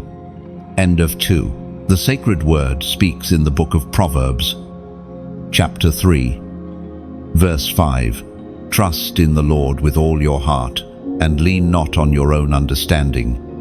End of 2. You let those words hover in your mind. They are simple, but they hold worlds inside them. Trust with all your heart. You realize you've often trusted, halfway keeping contingency plans in case heaven took too long. But now, you're learning to surrender fully.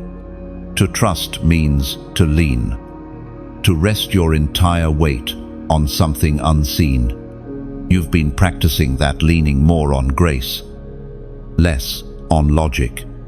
You think about trust as a bridge suspended over deep water. At first, you crossed it cautiously, testing every step. Now, you walk freely, knowing the bridge holds because it was built by a God who never fails. Faith no longer feels like risk. It feels like relationship. The air outside thickens slightly as the sun climbs higher. You decide to take a walk, needing to move, to feel the ground again.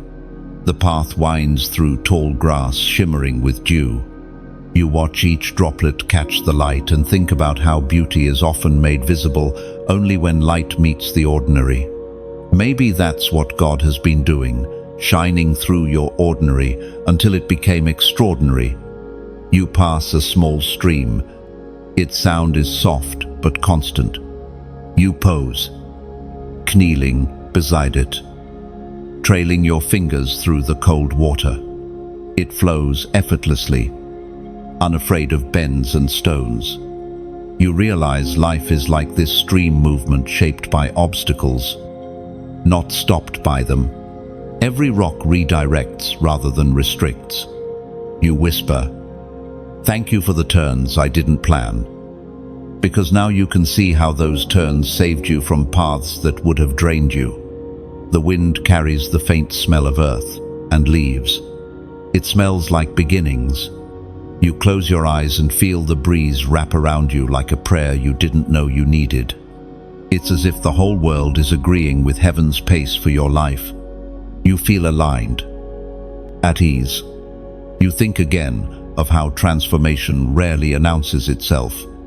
It arrives quietly like morning light seeping through blinds, like healing that sneaks in between ordinary days. You realize you've been transforming all along. Every act of forgiveness, every decision to stay kind, every moment you chose peace instead of pride, those were miracles too. Heaven calls them progress. You reach a clearing where wildflowers sway, and their colors seem impossibly vivid. You kneel to look closer, amazed that such fragile stems can hold so much beauty. You remember when your faith felt like that, delicate, unsure, yet it still bloomed under pressure. You touch one of the petals lightly and think, strength doesn't always look strong. Sometimes it looks like gentleness that refuses to fade. The sound of distant church bells rolls through the air, slow and steady. It's a reminder that time belongs to God.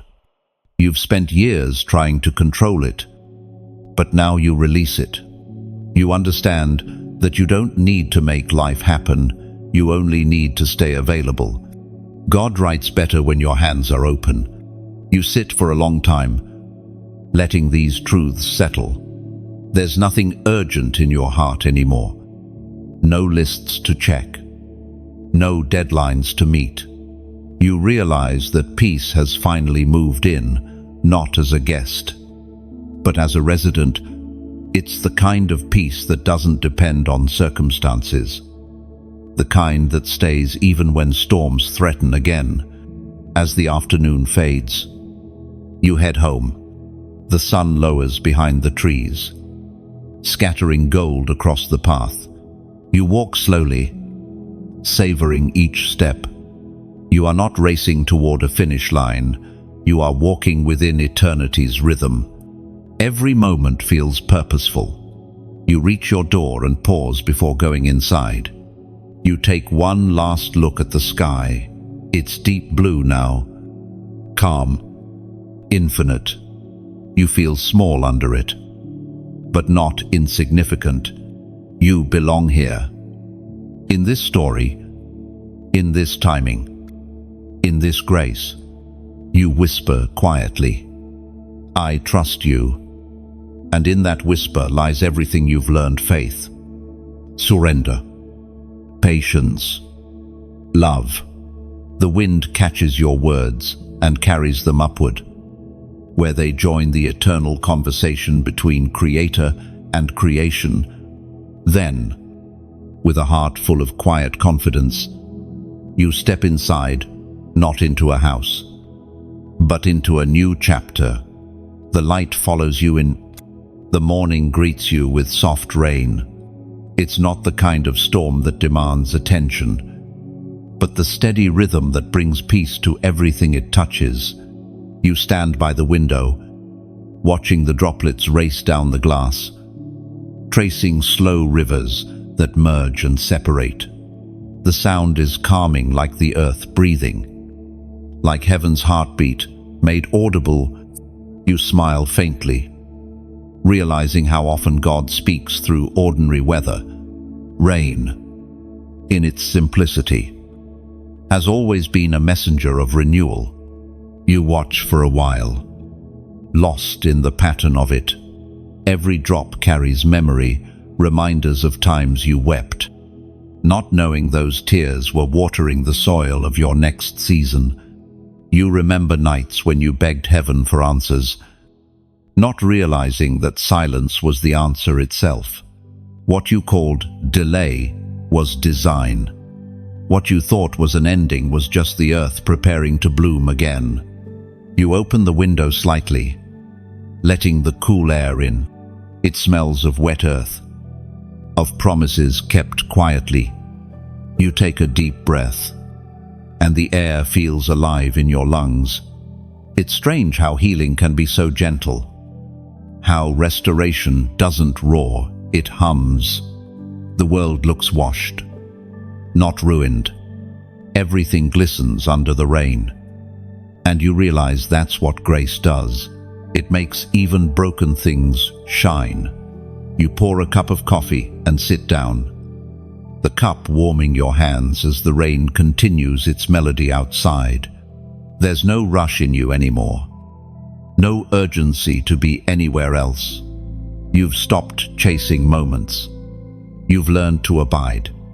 Abiding feels like peace that finally fits. It's the kind that doesn't need explanation. It simply is. Your mind drifts back to the past again. But this time, it's not painful. It feels like watching old film footage, familiar. But distant. You can look without reliving. The pain no longer owns you. It has become part of your wisdom. You understand now that the valley you once cursed became the garden where your faith grew. It is written in the book of Romans, chapter 8, verse 28. And we know that in all things God works for the good of those who love him, who have been called according to his purpose. I know. You whisper the verse quietly to yourself, each word landing like soft rain on your spirit. in all things, not just in triumph, but in heartbreak, not only in clarity, but in confusion. You realize that every fragment of your story, even the jagged edges, was being used for good. You feel a rush of gratitude, the kind that humbles you to silence. You close your eyes and think of how far grace has brought you. The places you once stumbled are now testimonies of strength. The prayers you thought were unanswered were actually being rewritten for greater glory. You see it now, the thread of redemption woven through everything. What once felt scattered now feels synchronized. Every loss led you somewhere necessary. The rain begins to soften into drizzle, and you step outside. The air wraps around you like a cool blanket. You tilt your face upward, letting a few drops kiss your skin. They feel like small blessings, quiet and sincere. The street glimmers, every leaf and petal shines. There's beauty in this kind of imperfection, the kind that doesn't hide its evidence of weather, but wears it proudly. You realize you've become like that, not untouched by storms, but transformed by them. A child's laughter echoes nearby, pure and effortless. You turn to see a little boy splashing barefoot in a puddle, completely unbothered by the rain. His joy is wild, unguarded, contagious. You can't help but smile. There was a time you forgot what joy felt like, how light it could be. Watching him, you remember. The moment feels like heaven's gentle reminder. Joy doesn't need a reason, it just needs room. You walk a few steps closer to the edge of the street, feeling the cool puddles beneath your shoes. You laugh softly, almost in disbelief, not at the child, but at the peace inside you. For so long, joy felt distant, something you'd have to earn once life became perfect. Now, you understand that joy was never gone. It was buried beneath worry. You've simply uncovered it. The rain eases to a mist. The clouds begin to lift, thin and slow, revealing a brighter sky above. Light filters through like a promise kept. You stand there, drenched but grateful. The world around you smells like renewal, wet soil, open air, and second chances. It's as though creation itself is whispering, "See, I make all things new." Oh, you begin to walk home. And as you do, small things catch your attention. A snail tracing its slow path along the pavement, droplets clinging to blades of grass, a beam of sunlight landing perfectly on a flower that had been bent by the storm. You see sermons in everything now. Each detail feels alive with purpose, each sound like a divine reminder. You realize heaven never stopped speaking. You just learned how to listen. When you reach your door, you pause and look back once more. The street glows faintly under the fading rain, shimmering like liquid gold. You breathe in the moment, knowing it will live in you long after it passes. The day ends quietly. You change into dry clothes, make a small meal, and sit by the window as evening folds the world back into calm. The sky is clear now, stars beginning to appear one by one. Each star feels like a testimony, proof that light survives every darkness. You whisper softly, "Thank you for the rain," and mean it with all your heart. The words don't need to travel far. You know they're already heard. Gratitude fills the room like perfume, gentle and lingering. You sit there a little longer, hands wrapped around your cup, watching the reflection of the stars shimmer on the window glass. And as you exhale, the simplest truth settles over you. Nothing was wasted. Not the tears, not the waiting, not the storms. Everything was woven into grace. Everything is becoming good. The night has a quiet warmth to it, the kind that doesn't just touch your skin, it seeps into your soul. You sit in your favorite spot, the soft hum of the world fading into the background. There's no rush, no noisy, no pressure, only a deep sense of peace that feels like home. You've spent so many seasons chasing understanding, waiting for clarity, fighting through uncertainty. But tonight, there's none of that. Tonight, you just know. You may not see every step ahead, but for the first time, that doesn't bother you, because faith has replaced fear, and peace has replaced panic. You look back on the path that brought you here, and gratitude floods your chest. Every stumble, every prayer, every tear, all of it became the scaffolding of your strength. You realize now that heaven never built you for easy roads. You were built for purpose, for perseverance, for light that refuses to go out even when the wind blows. You look up at the stars. They hang there, still and constant, each one shining, not because it tries, but because shining is what it was made to do. You smile because you finally understand. You were created for the same reason, to shine, not for recognition, not for applause, but to remind the darkness that light still exists. The Word of God declares in the book of Matthew, chapter 6, verse 21, "For where your treasure is, there your heart will be also." Oh, you pose, letting the verse sink deep. Treasure, heart. It's not about wealth or possessions, it's about devotion, about what you invest yourself in. You realize heaven's treasure isn't measured in gold or silver, but in compassion, kindness, and the willingness to lift others higher. When you give, you're not losing. You're linking your heart to something eternal. You glance at the faint glow of your phone screen. A message sits open, one of many people sharing how these words have touched them, how hope returned when they thought it was gone. It humbles you. It reminds you that this isn't just storytelling, it's seed sowing. Every word planted here grows somewhere unseen in hospital rooms, in quiet hearts, in midnight prayers. The reach is far beyond what you can measure, and that's when you realize this light, this message, it doesn't belong to one person. It belongs to everyone who believes that hope still matters. Each time someone listens, shares, or speaks truth into another's life, the flame spreads a little farther. That's why you pause and whisper something that feels sacred. Let the light keep burning. Because light, like love, needs care to continue. Candles don't burn forever on their own. They need oil.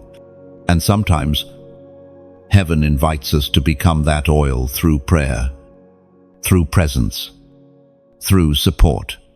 When you like this message, it's not just a click, it's a quiet agreement. It tells heaven, yes, I receive this light. Loss when you share it. It's like handing someone else a torch in the dark, maybe the very light they've been waiting for. When you subscribe, you're saying, keep the fire flowing, keep the word coming. Loss. And if ever your heart feels led to go further, to donate, know this, it's not a demand, it's an invitation. Think of giving like pouring oil into a lamp that still flickers in the night. You're not buying light, you're fueling it. You're helping the message travel where your feet can't go. reaching hearts you may never meet. That's not obligation, that's overflow. And if this message has spoken to your heart tonight, leave a small trace of it below. Comment a few words of light, something as simple as, "I carry the flame." It's not about reaction, it's about reflection. When you write, you're placing your candle among many others, letting heaven see that faith is still alive here. Each comment becomes another spark in a constellation of hope, glowing quietly but powerfully across this space. Maybe you've never thought of giving this way. Maybe the world taught you to hold tight to what you have. But heaven's economy runs opposite of fear. When you open your hand, God fills it differently, not always with money, but with meaning. Every act of generosity is a spiritual echo. It tells heaven, "I trust you more than I trust scarcity." No, imagine this message as a lighthouse. It stands tall on a lonely cliff, guiding weary ships through dark waters. Every time someone supports it through a share, a comment, a prayer, or a donation, they add another beam of light. And somewhere out there, another ship finds its way because the light didn't go out. You take a deep breath. Letting the truth of that image settle, you realize how connected we all are, hearts linked through invisible threads of compassion. Each act of kindness, each moment of faith, sends a ripple that touches someone else's tide. You don't have to see the impact to know it's real. You look outside again. The stars shimmer brighter, almost as if they're agreeing. The wind carries a gentle whisper across your room, and for a moment, you sense heaven smiling, not because of what you've done, but because of what you've become. Light keepers, flame bearers, givers of hope. So tonight, let this be your act of quiet worship. Like if the words have met you where you are, share if you know someone who might need to feel seen again. Subscribe to keep walking together in this stream of light and revelation. And if your spirit stirs to give, donate freely, joyfully, because giving is not loss, it's lighting another flame in the dark. No pressure, no price tag, just purpose. Because at the end of it all, the greatest offering is not what leaves your wallet, it's what leaves your heart. You whisper once more, "Let the light keep burning," and heaven answers softly, "As long as you keep believing, it will." No, the morning is quiet again, but it feels different now, fuller somehow.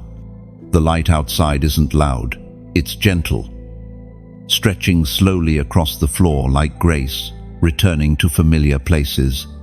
You sit for a while before moving, allowing the silence to settle inside you. There's something sacred about mornings like this. When the world is still unspoken and the heart can breathe without interruption, you realize that peace isn't something you chase anymore. It's something that meets you here, waiting. You breathe deeply, noticing the faint scent of rain still clinging to the air from last night. It smells clean, as if heaven has washed the world in quiet mercy. You take it as a sign, another beginning. But this one feels different from all the others before. It's not loud with promises or bursting with plans. It's steady, subtle, like God Himself is whispering. You don't have to start over, just continue. You pour yourself a cup of warm tea and stand by the window. The steam rises like prayer, curling into the air before fading into the invisible. You smile at the sight. How many prayers have you whispered that felt like that, like vapor disappearing before they reached heaven? And yet, looking back, you know every one of them was heard. Heaven doesn't measure the volume of your words, it measures the weight of your heart. As you sip, your thoughts drift to what's ahead. You're not anxious this time. You've stopped needing to know every detail before you move. You've learned that faith isn't a roadmap, it's a compass. You don't need the entire picture when you trust the artist. You step outside. The air is cool and still. The ground glistens with dew. Tiny diamonds scattered by dawn's hand. Each drop catches the light, turning the ordinary into sacred art. You realize this, maybe that's what your journey has been all along. Ordinary moments catching divine light. That's what makes them holy. You walk slowly through the garden, the rhythm of your steps syncing with the hum of nature, waking. Birds sing their invisible songs, the wind dances through the trees. The world seems to exhale peace. You look around and think how strange it is that so much beauty was always here. You just hadn't learned how to see it. Pain once blinded you to simplicity. Now, healed eyes see heaven in the smallest things. You reach for a flower that's still heavy with droplets of rain. Its petals, though fragile, hold strength. They bend, but never break. That's what resilience looks like, not hardness, but the ability to bow and still bloom. You whisper softly, "I understand now," because you finally do. The trials weren't there to destroy you. They were there to teach you how to bend without losing your color. It is written in the book of Psalms, chapter 1, verse 3, "He shall be like a tree, planted by streams of water, which yields its fruit in season, and whose leaf does not wither. Whatever he does prospers." You let the verse sit on your tongue like honey, planted by streams of water. You imagine that roots deep, unseen, steady, even when storms come. You realize that being planted doesn't mean staying stuck, it means staying supplied. The difference is everything. You're not immobile, you're anchored. You close your eyes and picture your roots deep in faith, hidden in grace, nourished by every tear that ever fell. The water has always been there. You just didn't know how to draw from it before. Now, your soul drinks freely. Peace has become your river. You sit on a nearby bench, still beneath the shade of the trees. Time feels slow here, unhurried. You think about how often you fought against slowness, how many times you mistook stillness for stagnation. But now you know that stillness is where God shapes things quietly, patiently. A seed doesn't demand speed, it simply trusts the soil. You smile, because that's exactly what you're learning to do. Trust the unseen process. You look around the garden again. Every leaf, every stem, every patch of grass is alive with purpose. Nothing strives, yet everything grows. You realize this is what surrender truly feels like, not giving up, but giving over. The difference between control and surrender is peace. You've chosen peace. You lean back and watch the clouds move. Their slow drift feels like a sermon, effortless, yet directed. They don't cling to where they've been. They move with the wind's intention. You whisper, "Teach me to move like that." You want to live like those clouds, guided, graceful, without resistance. The afternoon sun filters through the branches, casting patterns of gold across your hands. You trace them absent-mindedly, thinking of all the ways light has found you through words, through people, through quiet moments like this. You realize that maybe the miracle wasn't the breakthrough you prayed for. Maybe it was the transformation you didn't notice happening inside you. You sit there until the shadows grow longer. The air cools again, carrying that faint scent of earth and wind. You feel wrapped in something holy, not distant or unreachable, but near, personal. You whisper softly, "Thank you for staying," because that's what you feel most tonight. Gratitude for presence, for the quiet way heaven never left. Even when you thought you were walking alone, you stay still for a moment longer, not ready to move. You close your eyes, and for the first time in a long time, you don't ask for anything. You simply listen to the rustling of leaves, to the heartbeat beneath the earth, to the silence that's not empty but full. And in that listening, you realize something beautiful.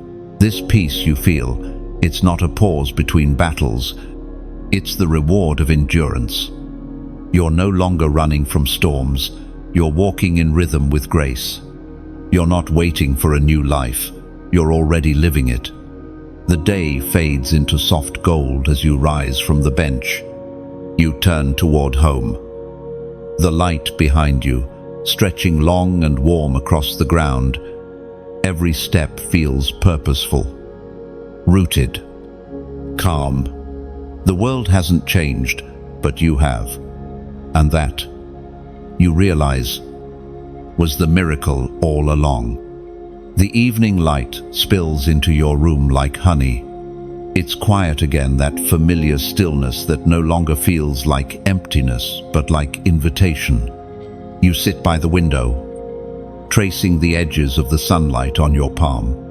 There's something about this hour between day and night that feels like a bridge, a reminder that transitions can be tender, not terrifying.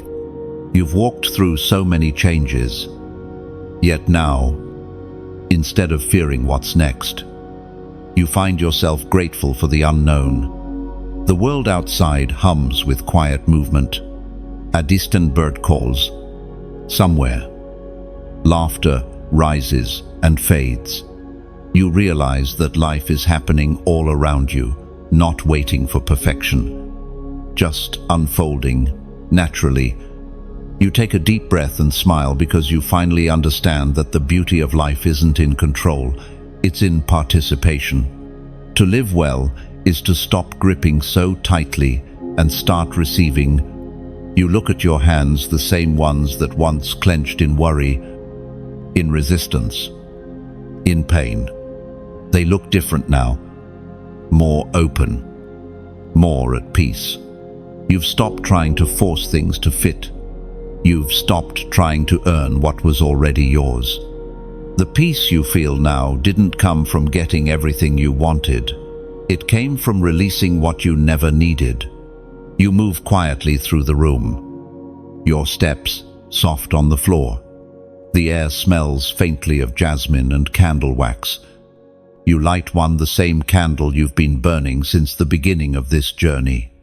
The flame flickers, small but certain. You stare at it for a while, realizing how much this flame reminds you of yourself. It's not perfect. It bends with the wind. It trembles sometimes, but it never dies.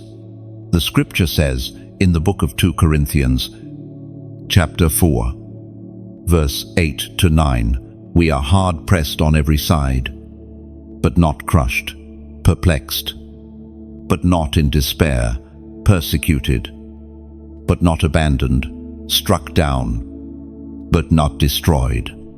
No, you breathe in those words, slow and deep, not destroyed. They echo in your chest. Every time you thought you were finished, something, grace, faith, love, picked you back up. You see now that survival wasn't your greatest victory, it was your greatest lesson. You didn't just survive, you were refined. You didn't just endure, you evolved.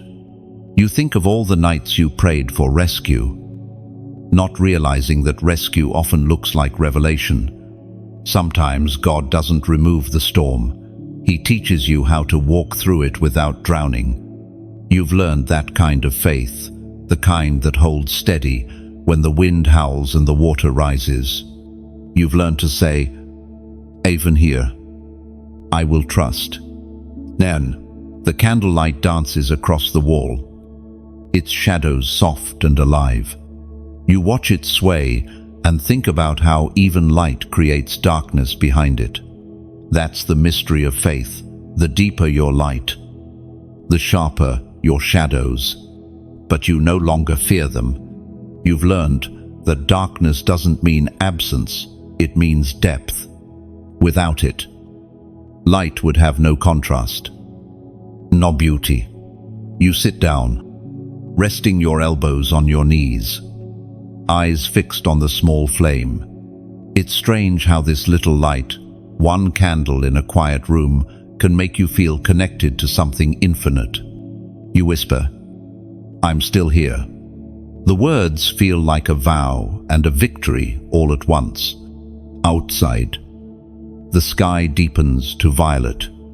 The first stars begin to emerge, faint and far, but faithful. You've always loved this part of the evening, the moment when the world shifts but doesn't stop, when light and dark coexist in balance. That's where you live now, between what was and what will be. Content in the in-between. You pour yourself a glass of water, watching it catch the glow of the candle. The reflection flickers with every movement. You think about how life is the same reflection, movement, distortion, beauty. You can't control how the light bends, but you can choose to keep holding it. You remember someone once told you, peace isn't found in answers, it's found in trust. Back then, you didn't understand. Now you do. You don't need to know how everything will turn out. You just need to know that you're not alone in the unfolding. The night grows quieter. The hum of the world softens into stillness. You sit there, letting your mind rest. No more analysis. No more rehearsing old battles. Just being. The kind of being that feels sacred. Like prayer without words. You glance again at the flame. It's smaller now, but steady, unwavering. You smile softly because you understand. It's not about how bright you burn, it's about how faithfully you keep burning. Even the smallest light changes the space it occupies. You realize that's what you've become, a quiet, steady flame that refuses to be extinguished. The candle flickers once more, and the scent of wax deepens in the air. You close your eyes and whisper a final thought before sleep. "Thank you for keeping me." The words linger, simple and sincere. The flame continues to glow, even as your eyelids grow heavy. Outside, the stars shimmer like promises kept, and in the space between your final waking breath and the first dream of the night, heaven leans close and whispers back, "I always have." Enzo. The morning returns softly, the kind that feels more like a whisper than a sound. You wake slowly, the first light slipping through the curtains like a gentle promise.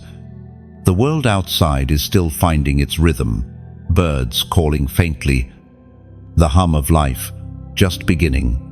You sit on the edge of your bed, letting your feet touch the cool floor, grounding yourself in this moment. There's no rush, no need to perform, only presence.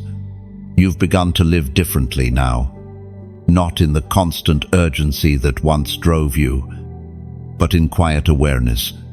You notice more the way the light touches the walls, the way the air carries the scent of morning dew, the way peace feels when it finally fits. You've realized that holiness isn't always found in the spectacular, it hides in the subtle. It's here, in this stillness, in this breath. You make your way to the window, opening it to let the air move through the room. The sky stretches open, pale blue, brushed with gold. You inhale deeply, and it feels like your first breath in years, not because you were suffocating, but because you finally stopped fighting for air that was already yours. You stand there for a while, just watching.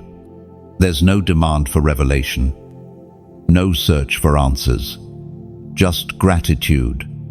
You've learned that gratitude isn't a reaction to blessings, it's the soil where blessings grow. When you choose to thank God in the middle of uncertainty, heaven multiplies peace where chaos once lived.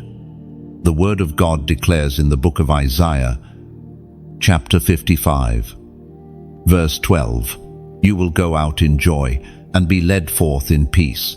The mountains and hills will burst into song before you, and all the trees of the field will clap their hands." And you read it slowly, letting the poetry of it move through you. Led forth in peace. It doesn't say pushed or forced. It says led, guided gently, not driven. You realize peace isn't passive, it's directional. When you let peace lead, you don't have to force doors open. They unfold naturally. You think about how much time you spent chasing what was never meant for you. The doors that wouldn't open, the relationships that slipped away, the dreams that didn't unfold the way you planned. At the time, it felt like reaction, but now you see it was redirection. Heaven never wastes a closed door. You sit down near the window, the light resting softly across your lap. You pick up your journal and begin to write, not to record events, but to remember grace. Each word feels like a quiet offering. Each sentence a stone in the altar of your transformation. You're writing not to understand, but to honor the process. You pause, pen resting against the paper, and think about what peace has cost you. It didn't come cheaply. It cost your pride, your hurry, your need to control. But what you gained in return, clarity, calm. Communion was worth every surrender. You smile because you know that what God builds through patience lasts longer than what you build through panic. A gentle breeze moves through the room, brushing against the pages of your journal. It feels like heaven's breath. You close your eyes and whisper, "Lead me in peace." The words aren't a plea, they're permission. You're no longer asking God to hurry, you're asking Him to guide. You think of the mountains mentioned in the verse bursting into song. The image feels alive in your mind. You picture creation itself, rejoicing over obedience, over surrender, over trust. Maybe peace itself is heaven's applause, the sound creation makes when a soul finally says yes. You open your eyes and realize you're smiling again. Real peace, you've learned, doesn't erase pain, it redeems it. It doesn't remove every storm, it teaches you how to rest through them. You remember a time when you measured blessings by comfort, but now you measure them by closeness, how near you feel to God, how aligned your steps are with His will. That, you think, is true success. You glance again at your journal. The words on the page are simple. I trust your timing. You trace over them slowly, feeling the truth settle deeper into your heart.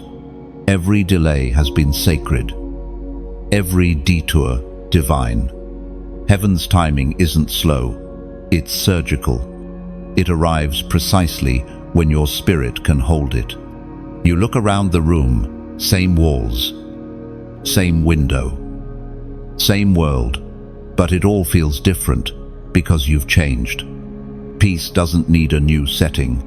It transforms whatever space it touches. Before you close your journal, you feel a nudge in your spirit, a gentle invitation to mark this moment. not with grand gestures, but with acknowledgement. Comment the number 444, not as ritual, but as remembrance. The number 4 repeated 3 times symbolizes stability, foundation, and divine order. When you write 444, you're declaring that your life is now aligned with heaven's structure. It's not chaos holding you anymore, it's covenant. You whisper it under your breath, 444. The sound feels grounding, like a heartbeat syncing with eternity.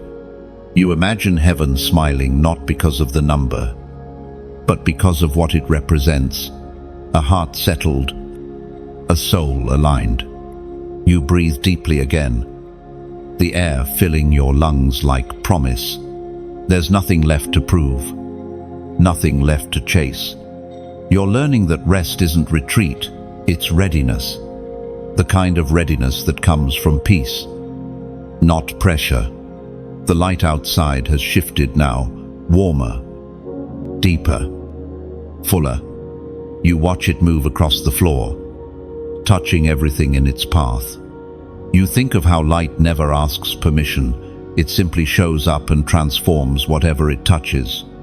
You realize that's your calling too, to carry peace like light, to show up without fear, and to let your presence remind others that heaven is still near. You close your journal gently, whispering, "I'm ready for what's next." The words don't carry anxiety this time, only trust. Because when peace leads, there's no need to push. The future no longer feels like a mystery. It feels like a promise unfolding. The afternoon unfolds slowly, soft as a sigh. You walk outside, and the sun greets you with that familiar golden warmth, the kind that doesn't rush, just rests. The world seems at peace, as if creation itself is in conversation with the Creator. You take a deep breath, the scent of earth and faint blossoms grounding you. The quiet feels alive, like it's holding something sacred that words could never explain. You walk along the small path behind your home, noticing how the light filters through the leaves. Every ray seems intentional, every shadow a piece of balance. You've begun to see life this way, not as chaos to fix, but as a rhythm to follow. Every joy, every pain, every delay has become part of a greater harmony. You realize the peace inside you isn't fragile anymore. It's firm. It doesn't depend on what happens outside, only on who holds it within. You stop for a moment to listen. The wind carries the faint rustle of branches, the soft hum of distant life. You close your eyes. For a moment, you imagine God walking through this same garden, whispering to creation, breathing peace into the air. It feels close, that kind of nearness that doesn't need to speak. You realize that this is what heaven feels like on earth, not fire or thunder, but presence that settles quietly into everything. You keep walking. A butterfly passes, fragile and certain at once. It drifts effortlessly, carried by air currents it cannot see. You smile, thinking how much like faith that is unseen, hands guiding delicate wings. You whisper, "That's me too," because you know now that even when you can't trace God's hand, you can trust His heart. There was a time when you equated faith with striving, doing more, trying harder, proving your devotion. But now, you've learned that faith often looks like resting, trusting that what's divine doesn't need your performance, only your participation. You used to believe faith was loud declarations, proclamations, endless affirmations. But now you understand that sometimes the strongest faith is silent, It's choosing to believe when no one's watching. You reach a small stream winding through the field. The water catches sunlight in flashes, gold dancing on silver. You kneel beside it, letting your fingers trail through the current. It's cool and alive, moving with quiet confidence. You envy that certainty. But then you remember, rivers never question their direction. They trust gravity, the pull of what's meant. You realize that grace works the same way. It pulls you forward, even when you don't realize you're moving. The scripture reminds us in the book of John, chapter 7, verse 38, "Whoever believes in me, as scripture has said, rivers of living water will flow from within them." Then you whisper the verse aloud, feeling the truth ripple through you. Rivers of living water. It means there's life inside you that doesn't run dry. That divine current is still flowing through your words, your actions, your silence. You may not always see it, but others feel it. Peace, like water, doesn't need to announce itself. It nourishes everything it touches. You sit for a while, listening to the rhythm of the stream. Its sound reminds you of breathing steady, endless, simple. You think of how many times you've tried to force movement when stillness would have served better. Now you know not every season is for running. Some are for resting by the river until strength returns. The breeze brushes your hair across your face, and you laugh softly. The sound feels unfamiliar, not because it's new, but because it's been missing. You can't remember the last time you laughed freely, without tension hiding behind it. But now, it comes easily, naturally. The joy you thought was lost wasn't gone. It was waiting for room to rise again. You lie back on the grass, feeling the warmth of the sun seep through you.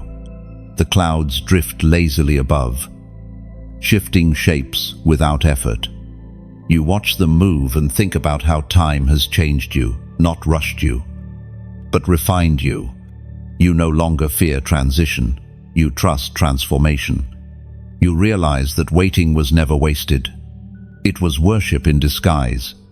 The day stretches on quietly. You don't need to fill it with tasks or noise. Just being is enough. You finally understand what it means to rest while still moving forward, to live in motion without striving. Every breath feels sacred now. Every small detail, like a prayer, answered in slow motion. You close your eyes again, letting the sounds of creation surround you, the stream, the birds, the whisper of leaves. Everything feels connected, orchestrated, intentional.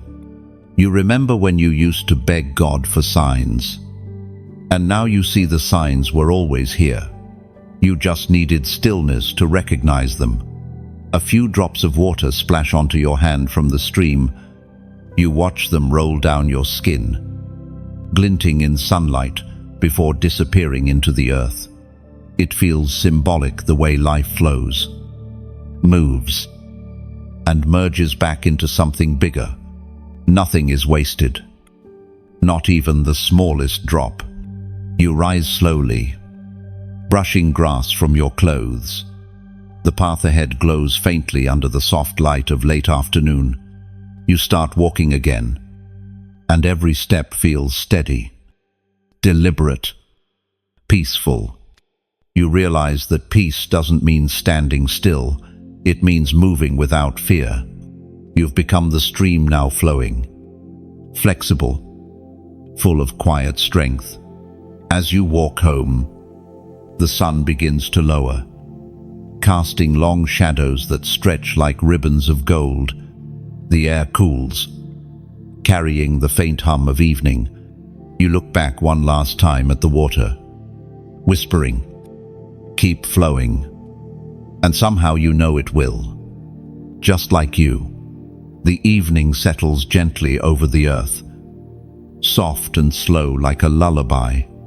The air is warm, brushed with the faint scent of rain and dust. You step outside once more, barefoot on the ground, and the soil feels alive beneath your feet, cool, steady, grounding.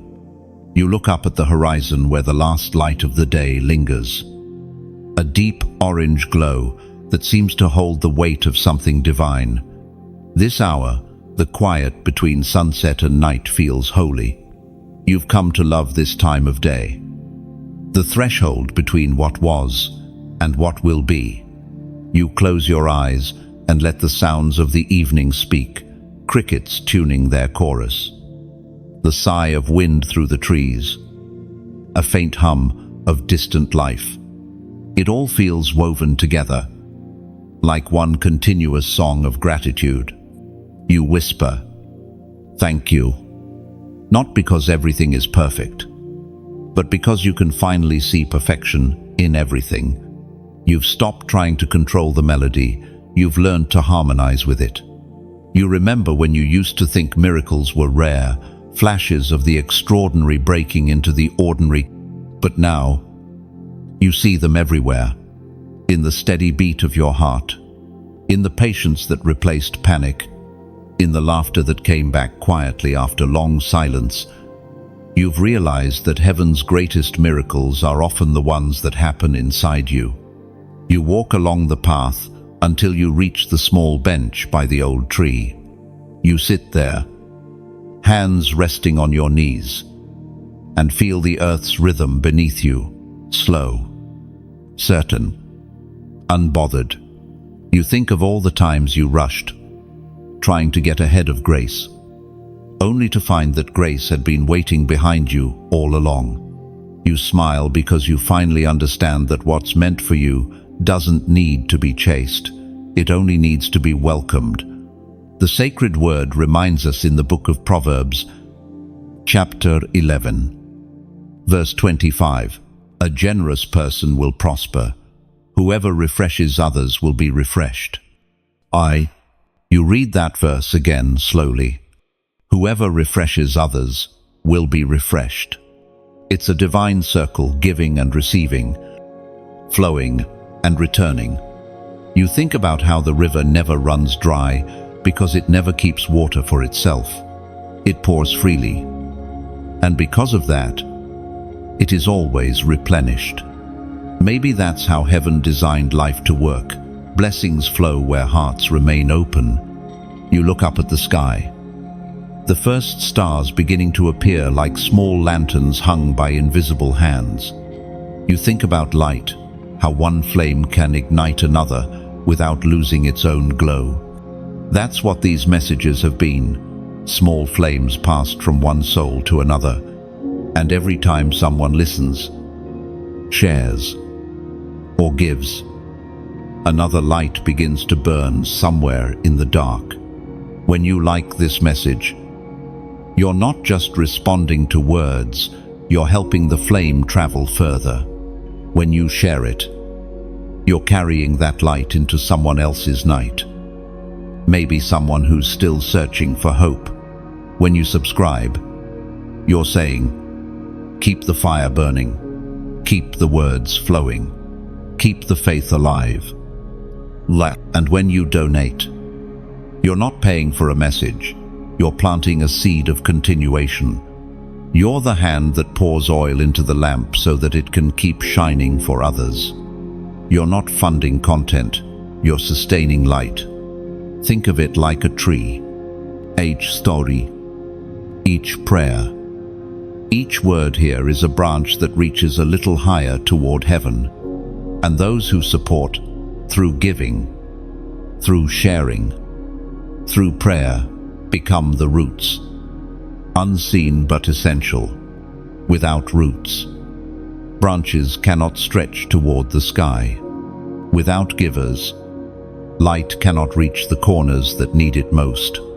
But giving, in its truest form, has never been about transaction. It's transformation. When you give, you're saying to God, "What you've placed in my hands, I now place in yours." It's trust in motion. It's gratitude made tangible. You think again of the stars, how they shine without competing. Each one knows its purpose, to simply radiate. That's what generosity is: radiant, living, a life that gives without fear of lack. Because heaven always refills what flows freely. You sit quietly for a moment, imagining all the lives touched by small acts of light. The person who found peace in a message you shared. The heart lifted by words that reminded them they weren't forgotten. The soul who decided to stay one more day because hope spoke through the screen. These are the ripples of kindness that never end. So tonight, let your act of faith be gentle, not forced. Like if these words have met you in a sacred place. Share if you feel they might be the lifeline someone else has been waiting for. Subscribe if you want to keep walking this journey of revelation together. And if your heart feels stirred, donate not out of obligation, but out of overflow. Picture it as placing another log on the fire so it can keep burning through the night. It's never about how much you give. It's about the love that moves through your giving. Even a single ember can start a blaze when placed in the right hands. And every time you give, whether time, encouragement, or support, heaven takes note. The same hand that receives also refills. You lean back on the bench, the night air brushing against your skin like peace itself. You watch the stars multiply, their light soft yet certain. The tree beside you sways gently, its leaves whispering a language only heaven understands. You close your eyes and say quietly, "Let the light keep reaching." And it will, through hearts that share, through souls that give, through voices that keep speaking when the world grows quiet. Because light, once ignited by love, never truly fades. It finds new carriers. It finds new homes. As you stand to leave, the moon rises bright, whole, unwavering. It reminds you of everything this journey has been about: reflection, endurance, generosity. You smile one last time before walking back home. Your steps soft but sure, your heart full, knowing the flame will keep burning long after you rest. Dawn finds you again soft, pale, and gentle as forgiveness. The sky is still half asleep, painted in the quiet tones of grace.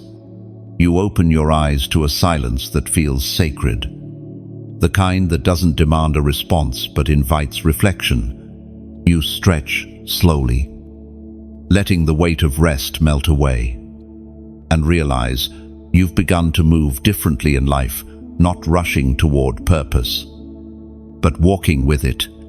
The world outside hums to life. A bird calls from the tree outside your window. Its song simple but certain.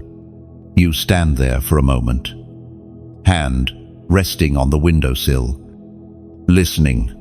There was a time when you envied that kind of confidence, the ability to sing without knowing who's listening. But now you understand, joy doesn't need an audience. It only needs authenticity. You whisper to yourself, "I'm still here." The words sound different this morning. They don't carry exhaustion anymore. They carry gratitude. Survival used to be your story.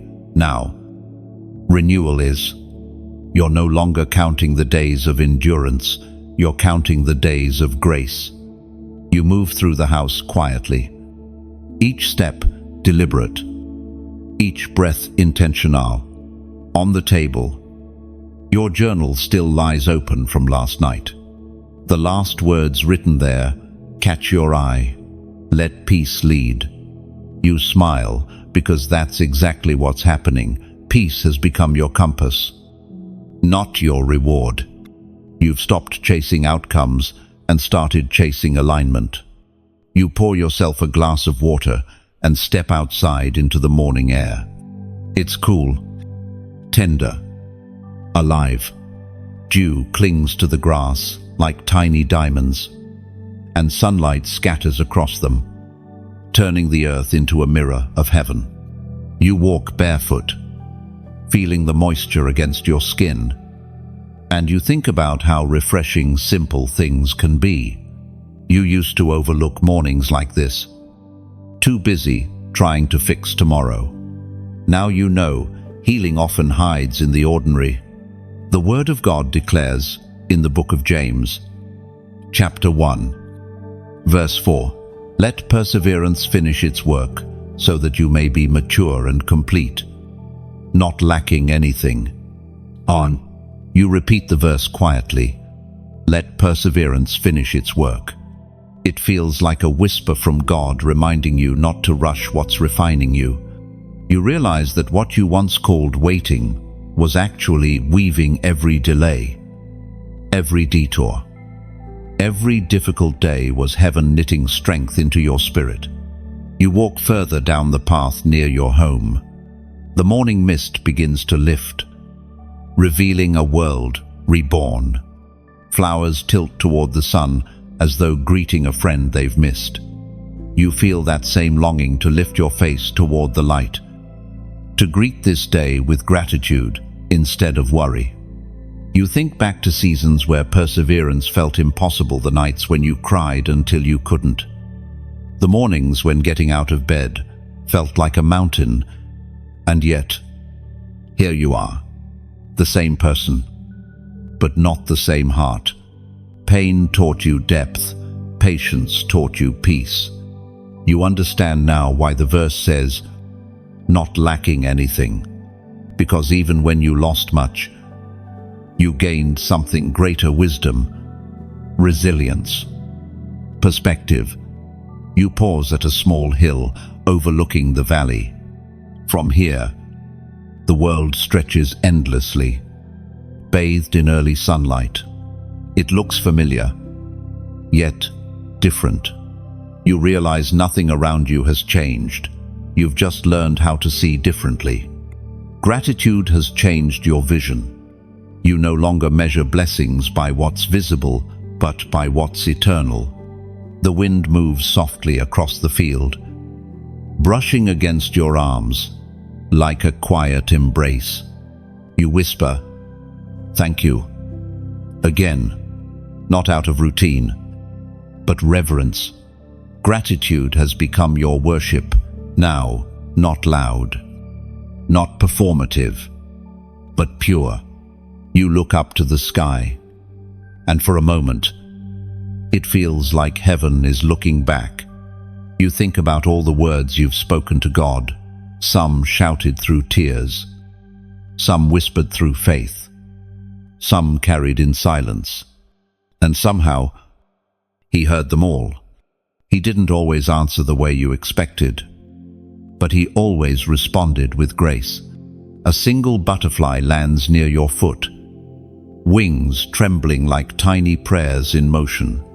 You watch it for a long time, mesmerized by its fragility and strength. It reminds you of how transformation works quietly, in hidden stashes, until one day it flies. You whisper, "That's me too." And for the first time, it doesn't feel like hope, it feels like fact. The morning sun grows stronger now, touching your face with warmth. You stand taller, breathing deeply, feeling life fill you again. You think of how God doesn't just restore, He resurrects. Not just what was lost, but what was buried. And in this moment, you can feel parts of yourself, courage, joy, purpose rising again. And then, a soft stirring in your spirit, the gentle prompting to mark this moment. to acknowledge what's been reborn inside you. So, you whisper it quietly and then write it below this message. Comment, "I return." End of just 2 words, but they carry weight. When you type, "I return," it isn't just a phrase, it's a declaration. It means you're coming back to yourself, back to peace, back to alignment with heaven's rhythm. You're not returning to the past, you're returning to purpose. Write it not as performance, but as proclamation. You're saying, "I return not to what was, but to who I am becoming." These words become a mirror of your faith, a symbol that you've walked through the fire and found your flame again. You close your eyes for a moment, whispering it again, slower this time. "I return." You can feel heaven's agreement, quiet, strong, affirming. It's not the same as starting over. It's deeper. It's continuation. It's grace in motion. You take one final look at the morning sky, vast, endless, luminous, and realize something beautiful. You don't need to know where every step will lead anymore. The one who led you through the valley is still walking with you up the hill. You smile softly because the lesson has settled. Peace is not the destination, it's the path. And today, you walk it fully, freely, faithfully. The afternoon light drifts through the window like gold dust, settling over everything with quiet grace. You sit at your desk, a gentle rhythm in your chest, matching the stillness of the moment. The day is calm, no urgency, no storm to fight. For the first time, you don't feel the need to fill the silence with words or plans. You just exist. And in that existence, there's peace. The tea beside you has long since cooled, but you still hold the cup in your hands, comforted by its weight. You look out at the world beyond the window, people passing by, leaves moving in the wind, a distant dog barking. Everything feels alive in its own way. Each sound carries a message. Life continues. And so do you. You think about how far you've come. Once, these quiet moments felt heavy reminders of uncertainty, but now, they feel like invitations to breathe, to listen, to see. You've stopped demanding signs and started noticing them. The divine rarely shouts, it whispers. It shows up in small ways, a soft breeze, a memory, a verse that arrives at the right time. You close your eyes, taking a slow breath. The air feels lighter, almost sacred. There's no weight in your chest, no question burning for an answer. You realize this stillness is what healing feels like. It's not loud or emotional, it's simply the absence of panic. The sacred text reminds us in the book of Nahum, chapter 1, verse 7, "The Lord is good, a refuge in times of trouble. He cares for those who trust in him." You linger on the words, a refuge in times of trouble. You picture a fortress standing tall in the middle of chaos. Immovable, eternal. That's what God has been. Not an escape from life, but a shelter within it. Even when the storm raged, you were never truly unprotected. Somehow, through it all, you remained. You think back to seasons of uncertainty when prayers felt like cries for rescue. Yet even then, grace held you. Looking back, you can trace it the way peace always found you again. You walk to the window and open it slightly. A cool breeze brushes your face like an old friend. The sound of the world seeps in laughter. Footsteps, the rustle of branches. You let it wash over you. grounding you in the present. You lean on the windowsill and think, peace is not the absence of movement, but harmony within it. The world hasn't stopped, and yet you're calm. You don't need the noise to vanish. You just need to know it doesn't define you. A bird lands nearby, small and alert. Its feathers glint in the light as it chirps twice, then stills. You watch it closely, realizing how free it is, unafraid, sustained by unseen hands. You've spent so much of your life planning every detail, but the bird wakes each morning trusting that what it needs will be there. That, you realize, is real faith, not just believing, but resting in his rhythm. You sit back down, pen in hand, and begin to write. The words come slowly, not forced, but flowing gratitude, spilling from somewhere deep. You write about the small mercies, sunlight, laughter, peace that greets you at unexpected hours. You write about the storms too, how they shaped you, how they carved out room for grace. You stop, reading over what you've written. It feels honest. Once, you asked for outcomes. Now, you ask for understanding. Once, you prayed for rescue. Now, for revelation. It's not that you've stopped needing God, you've just started knowing Him differently. You look around the flicker of candlelight, the hum of the clock, the way shadows stretch gently across the floor. Life keeps moving, but you no longer chase it. You've learned the art of staying still without feeling stuck. Outsi day. The sky turns gold, then umber, then soft pink. The colors spill across the earth like a quiet benediction. You step out for a closer look. The air feels warm, the light forgiving. The day ends without sadness, only fulfillment.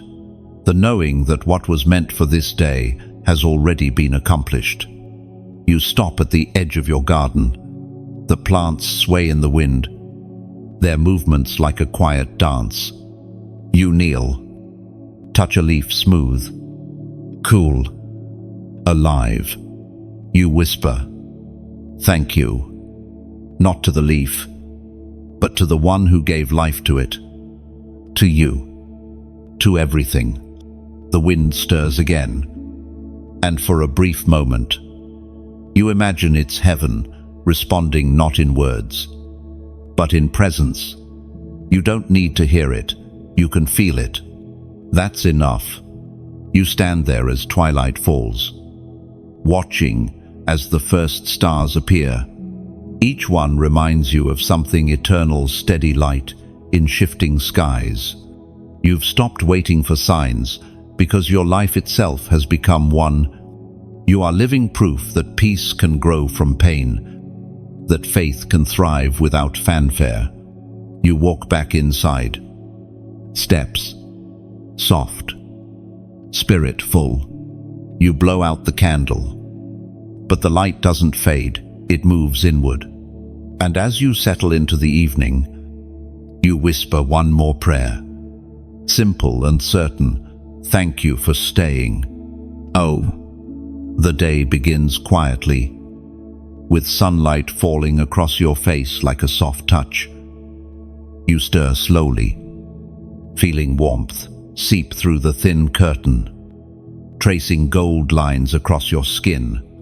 There's something healing about the light, how it arrives each morning without fail, how it touches everything equally, whether ready or not.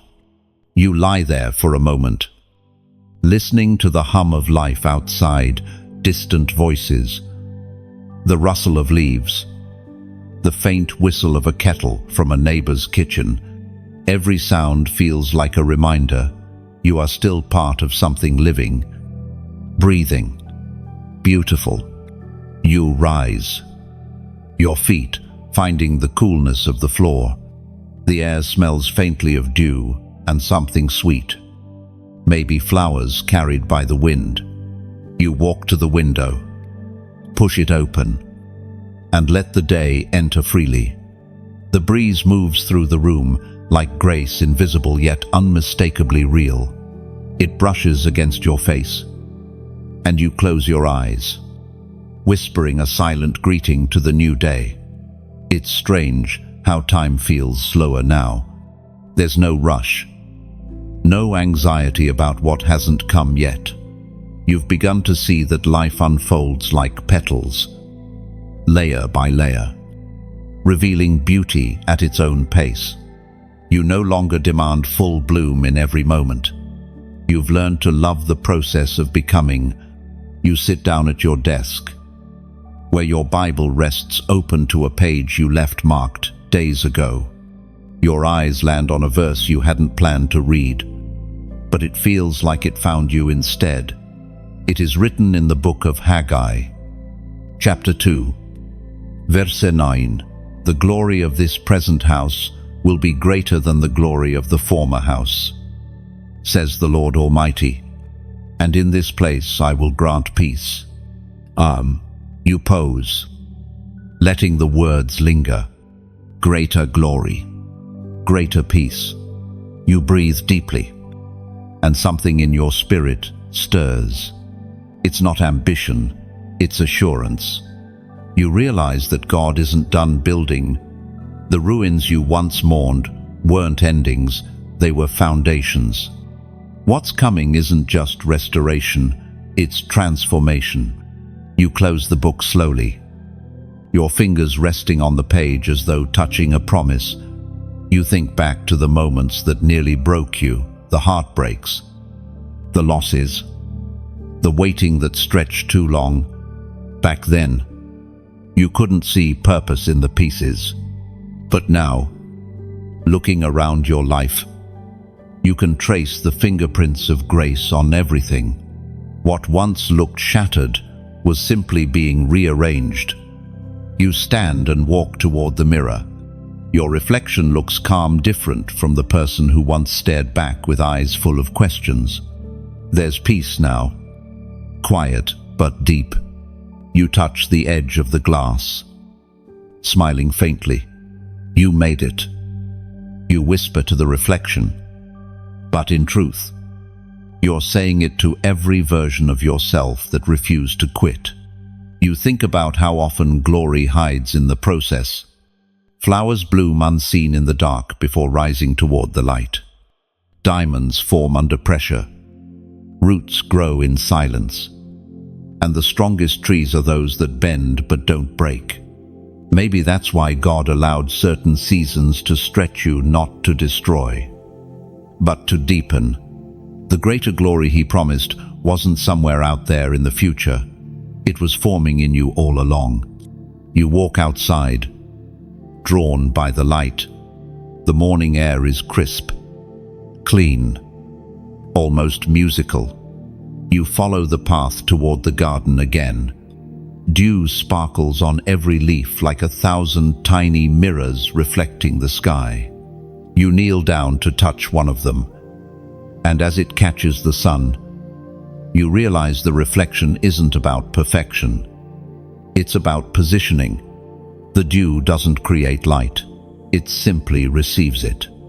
That's what you're learning to do, receive. You find your usual spot under the old tree and sit down, letting your back rest against its trunk. The bark feels rough but reassuring. You tilt your head back and watch the branches sway gently overhead. The leaves shimmer, a symphony of movement and calm. You can hear the faint hum of bees somewhere nearby, faithful in their small work. It strikes you, even the smallest creatures live with purpose. They don't question their calling, they simply obey it. You pick up a fallen leaf, its edges curled and browned. Once, it was green and vibrant, part of the branch, basking in sunlight. Now, it's let go not in defeat, but in completion. You turn it over in your hand and whisper. There's beauty even in letting go. You realize that some parts of your life had to fall away for new growth to begin. You were never being abandoned. You were being pruned. The wind shifts slightly, carrying the scent of earth and change. You close your eyes and let it move through you. You think of all the things you once feared, losing people, dreams, time, and yet, here you are, still whole, still hopeful, still loved. You realize that nothing truly surrendered in faith is ever lost. It transforms. It returns. It renews. You open your eyes again. The sunlight has shifted, painting everything in gold. The air feels warmer now, alive, with quiet promise. You know deep down that this peace you feel isn't temporary, it's rooted. It's the kind of peace that doesn't depend on outcomes. It's the peace of someone who has seen storms and learned that survival isn't the point, surrender is. You rise slowly, brushing the dust from your hands. You take one last look at the tree, the garden, the light. Everything feels connected. Creation, creator. And you whisper softly. The glory ahead will be greater. The words feel both prophecy and truth. You don't know what tomorrow holds. But for once, that uncertainty doesn't scare you. It excites you. Because now you know peace isn't the absence of the unknown. It's the trust that the unknown is held by God. You walk back toward your home, the sun following behind you. The shadows stretch long across the path, soft and golden. You step into them without hesitation, knowing that light and darkness are both necessary for growth. You've stopped resisting seasons, you've started reverencing them, and as you reach your door, you pause, hand resting on the frame, heart full of quiet confidence. The day has only begun, but already it feels complete. You whisper one more truth into the air, certain now that heaven hears it. I am ready for greater things. The morning comes with a clarity that feels new. The sky stretches wide, endless and blue, and the world seems freshly washed by grace. You step outside and feel the crisp air kiss your skin, cool enough to awaken you, gentle enough to comfort. The day holds a different kind of stillness today, not empty, but full of quiet purpose, full of unseen movement, full of divine orchestration. You sense it in the air. Something sacred is being arranged, and your heart is part of it. You start walking, slow and unhurried. The sound of your steps blends with the rhythm of the earth beneath you, steady, deliberate, alive. You pass the familiar trees and flowers that line the path. Their colors seem brighter, their fragrance stronger. It's as if creation itself has leaned closer, whispering truths you can finally understand. Every leaf, every breeze, every beam of sunlight feels like a message. You are exactly where you need to be. You pause by a small stream nearby, the same one that's been flowing since before you ever stopped to notice it. You kneel down and touch the surface lightly. The water is cold, clear, reflective. You see your face rippling in its mirror and realize something profound. You've become calmer. Your reflection looks steady now, not weighed down by worry or striving. You are no longer running from pain or chasing perfection. You are learning to simply be. The scripture declares in the book of Joshua, chapter 1, verse 9, "Have I not commanded you? Be strong and courageous. Do not be afraid. Do not be discouraged. For the Lord your God will be with you wherever you go. You let the words wash over you like the stream itself. Be strong and courageous. It feels less like a command and more like a reassurance. God isn't demanding strength from you. He's reminding you that it's already there. The strength isn't loud or dramatic. It's quiet, constant, patient. It's the kind of strength that keeps showing up, even when no one sees it. You look up at the sky, letting sunlight touch your face. Courage, you realize, is not the absence of fear, but the refusal to let fear make decisions. You've been afraid before, afraid of loss, of change, of the unknown, but still, you kept moving. That's courage. You've walked through valleys that would have broken the old you, but you're still here. Stronger not because of certainty, but because of faith. You rise slowly, the sound of water following you as you step back onto the path. The birds sing overhead, weaving their own melody of hope. Each note feels like a reminder that joy still exists, not as an escape, but as evidence of endurance. You smile, realizing how much of your life was spent waiting for things to get easier, only to discover that the gift wasn't ease, but resilience. The wind picks up, playful and insistent. It moves through the trees, bending branches without breaking them. You close your eyes and lift your hands slightly, feeling it move across your skin. It feels alive, as if heaven itself is breathing encouragement into you. In that moment, you know deep within your soul, you're not standing here by accident. Every detour, every delay, every dark night led you to this light. You whisper, "I'm not afraid anymore." And you mean it? Not because the road ahead is guaranteed to be smooth, but because you finally trust the one walking beside you. You realize you've never truly been alone, not in your silence, not in your storms, not in your surrender. God has been there all along, steady as the stream, sure as the sunrise.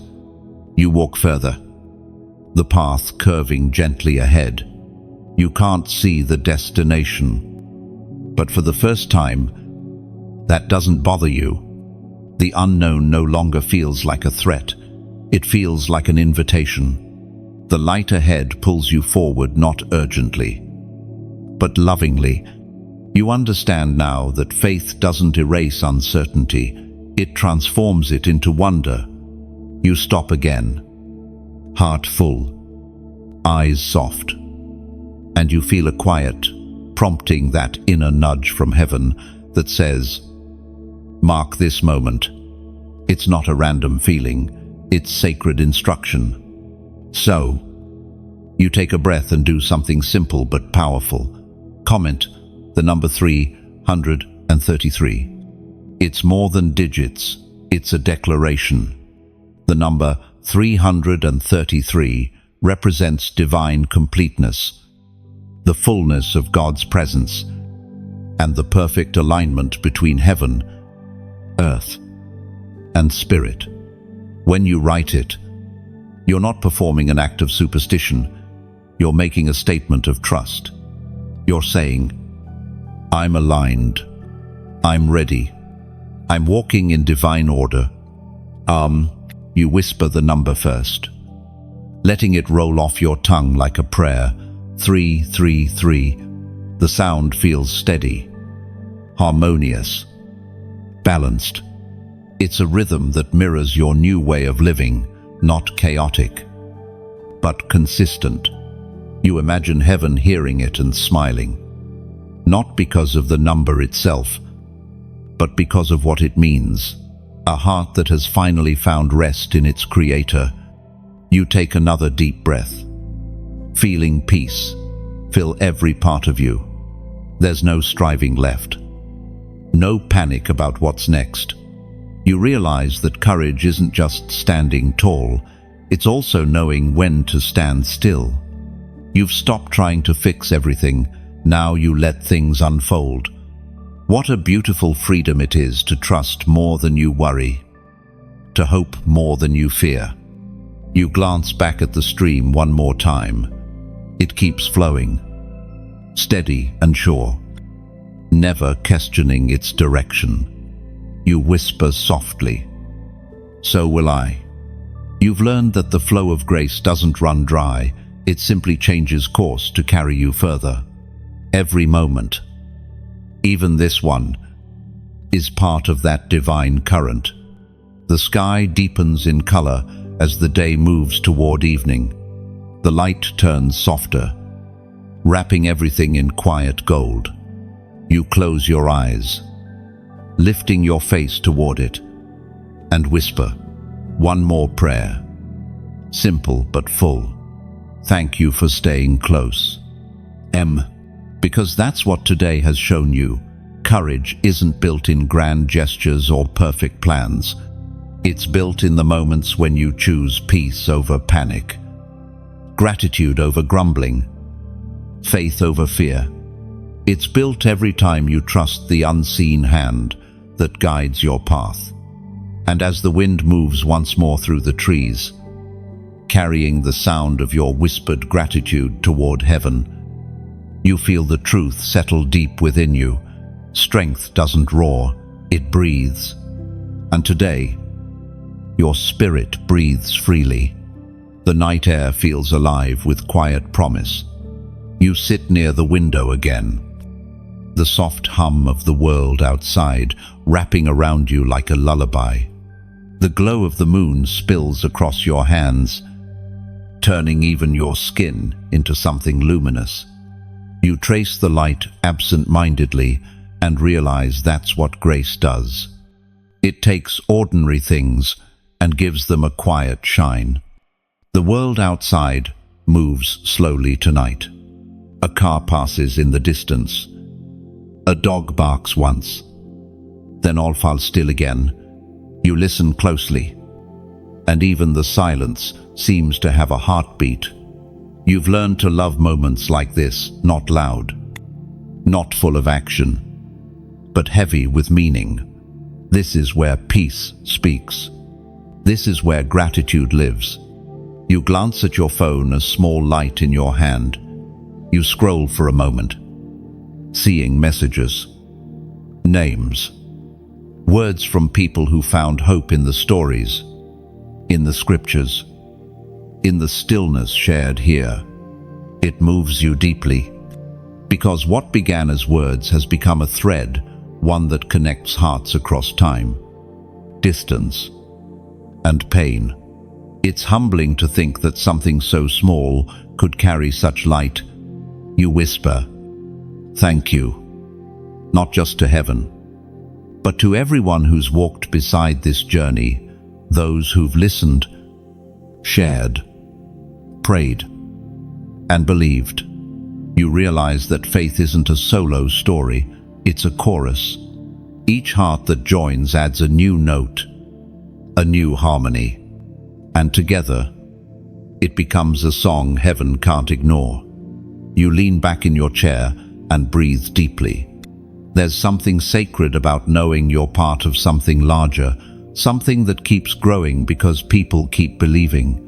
Every listener, every reader, every prayer, whispered behind a screen, it all builds something eternal. The words may fade, but the light remains. The Word of God reminds us in the book of Philippians, chapter 4, verse 19, "And my God will meet all your needs according to the riches of His glory in Christ Jesus." You repeat it softly. God will meet all your needs. It's a promise that carries peace, not a demand for abundance, but an assurance of provision. It reminds you that what flows through faith is never forced, it's freely given. You realize that giving in any form isn't about losing, it's about letting light keep moving. You smile as you picture it, every act of kindness, every share, every word of encouragement, every donation like small rivers feeding one great stream of hope. The water keeps moving, carrying refreshment to places unseen. That's what this message has become, a current of grace flowing through many hearts. When you like this message, it's not just a reaction, it's participation. It's a quiet yes to hope. When you share it, you extend the light to someone else who may be standing in the dark, waiting for a flicker of faith. When you subscribe, you say, keep the stream flowing, keep the light alive. No, and when your heart feels moved to donate, it's not payment, it's partnership. Think of it like adding another log to a campfire. Each one keeps the flames alive a little longer, spreading warmth to others who come near. You're not giving to sustain a system, you're giving to sustain light. Because every word written here is a candle, and candles need care. They need oxygen. They need oil. They need hands willing to keep them burning. Your support, whether through prayer, presence, or provision, becomes that oil. It's what turns small sparks into lasting fires. You imagine it for a moment, thousands of candles burning in different rooms, across different cities, different hearts. Each one represents someone touched, someone reminded that they are seen, that they matter, that God hasn't forgotten them. That's what your support creates, not numbers, but light. You whisper, let the light stay.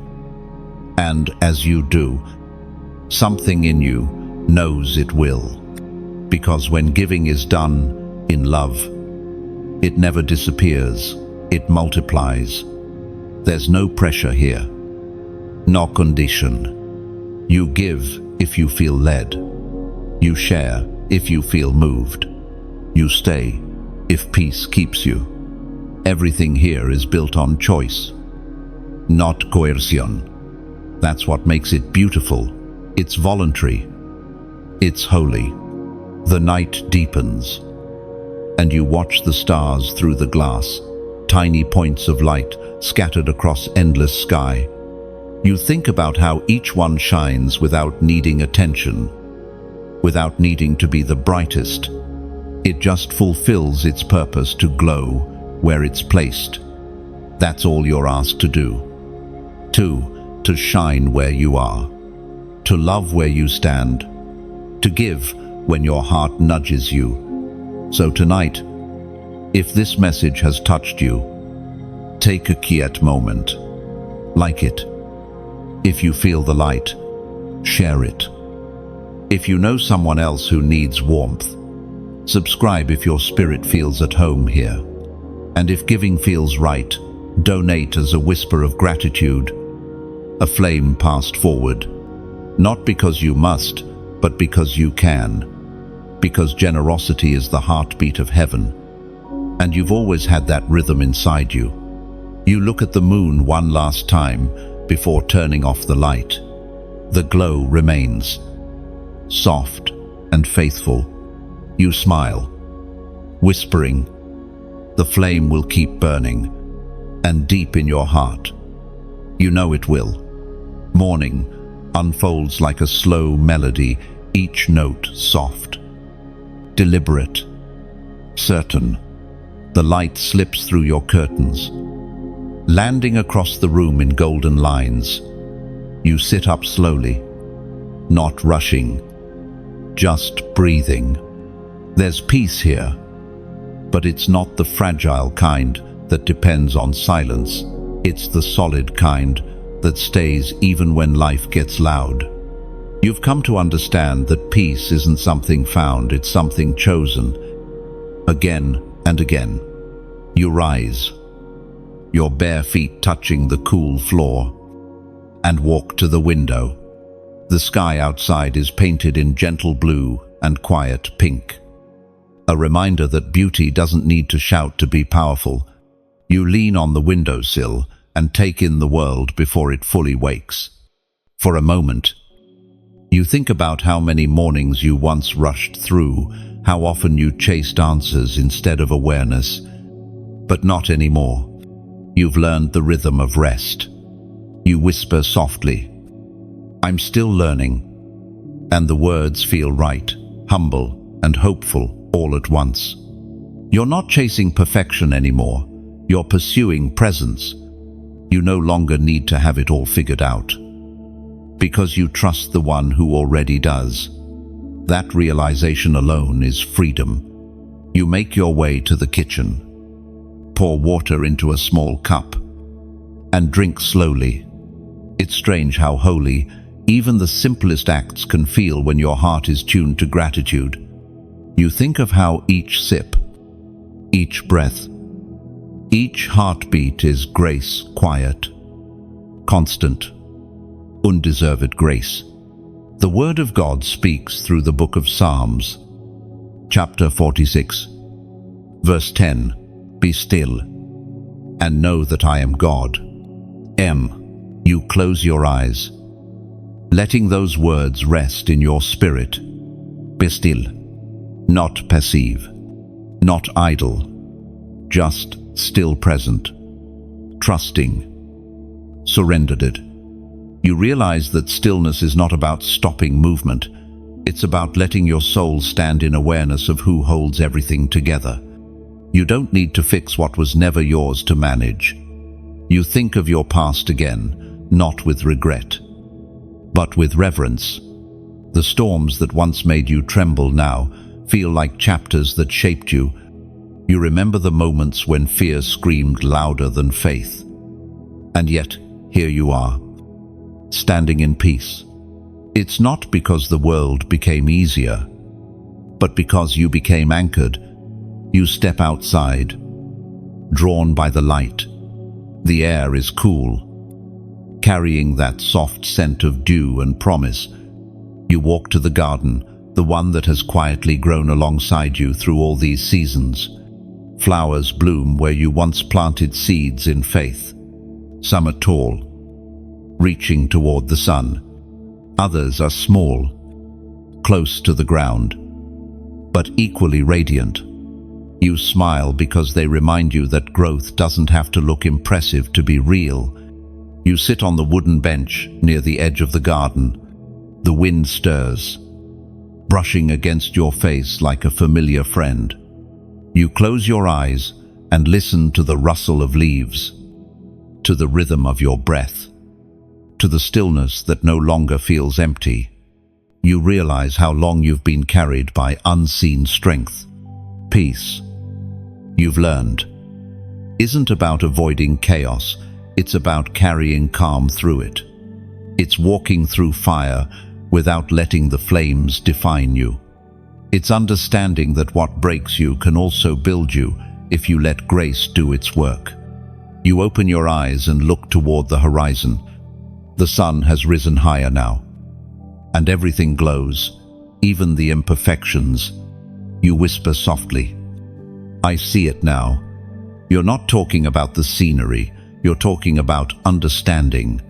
You see how every moment, the joy, the tears, the quiet in-betweens, was teaching you to stay steady. You think of all the hearts connected through this journey, people you've never met but somehow know through shared faith and light. Each one a reflection of the same grace that saved you. You feel gratitude swell in your chest, deep and unspoken. You realize that faith has never been a solo story. It's a shared rhythm that keeps echoing. Then, something in your spirit stirs a gentle prompting to mark this moment, to affirm what your soul already knows. You pause, take a breath, and whisper the words that feel right. Comment, "I am still," on just 3 words, but they hold power. When you type, "I am still," you're not claiming perfection, you're proclaiming peace. You're saying, even when life moves fast, my spirit stands anchored. You're reminding heaven and yourself that calm is your new language, not chaos. You say it again, under your breath. I am still, and it feels like alignment. The world might shift. People might change. But your peace doesn't depend on either.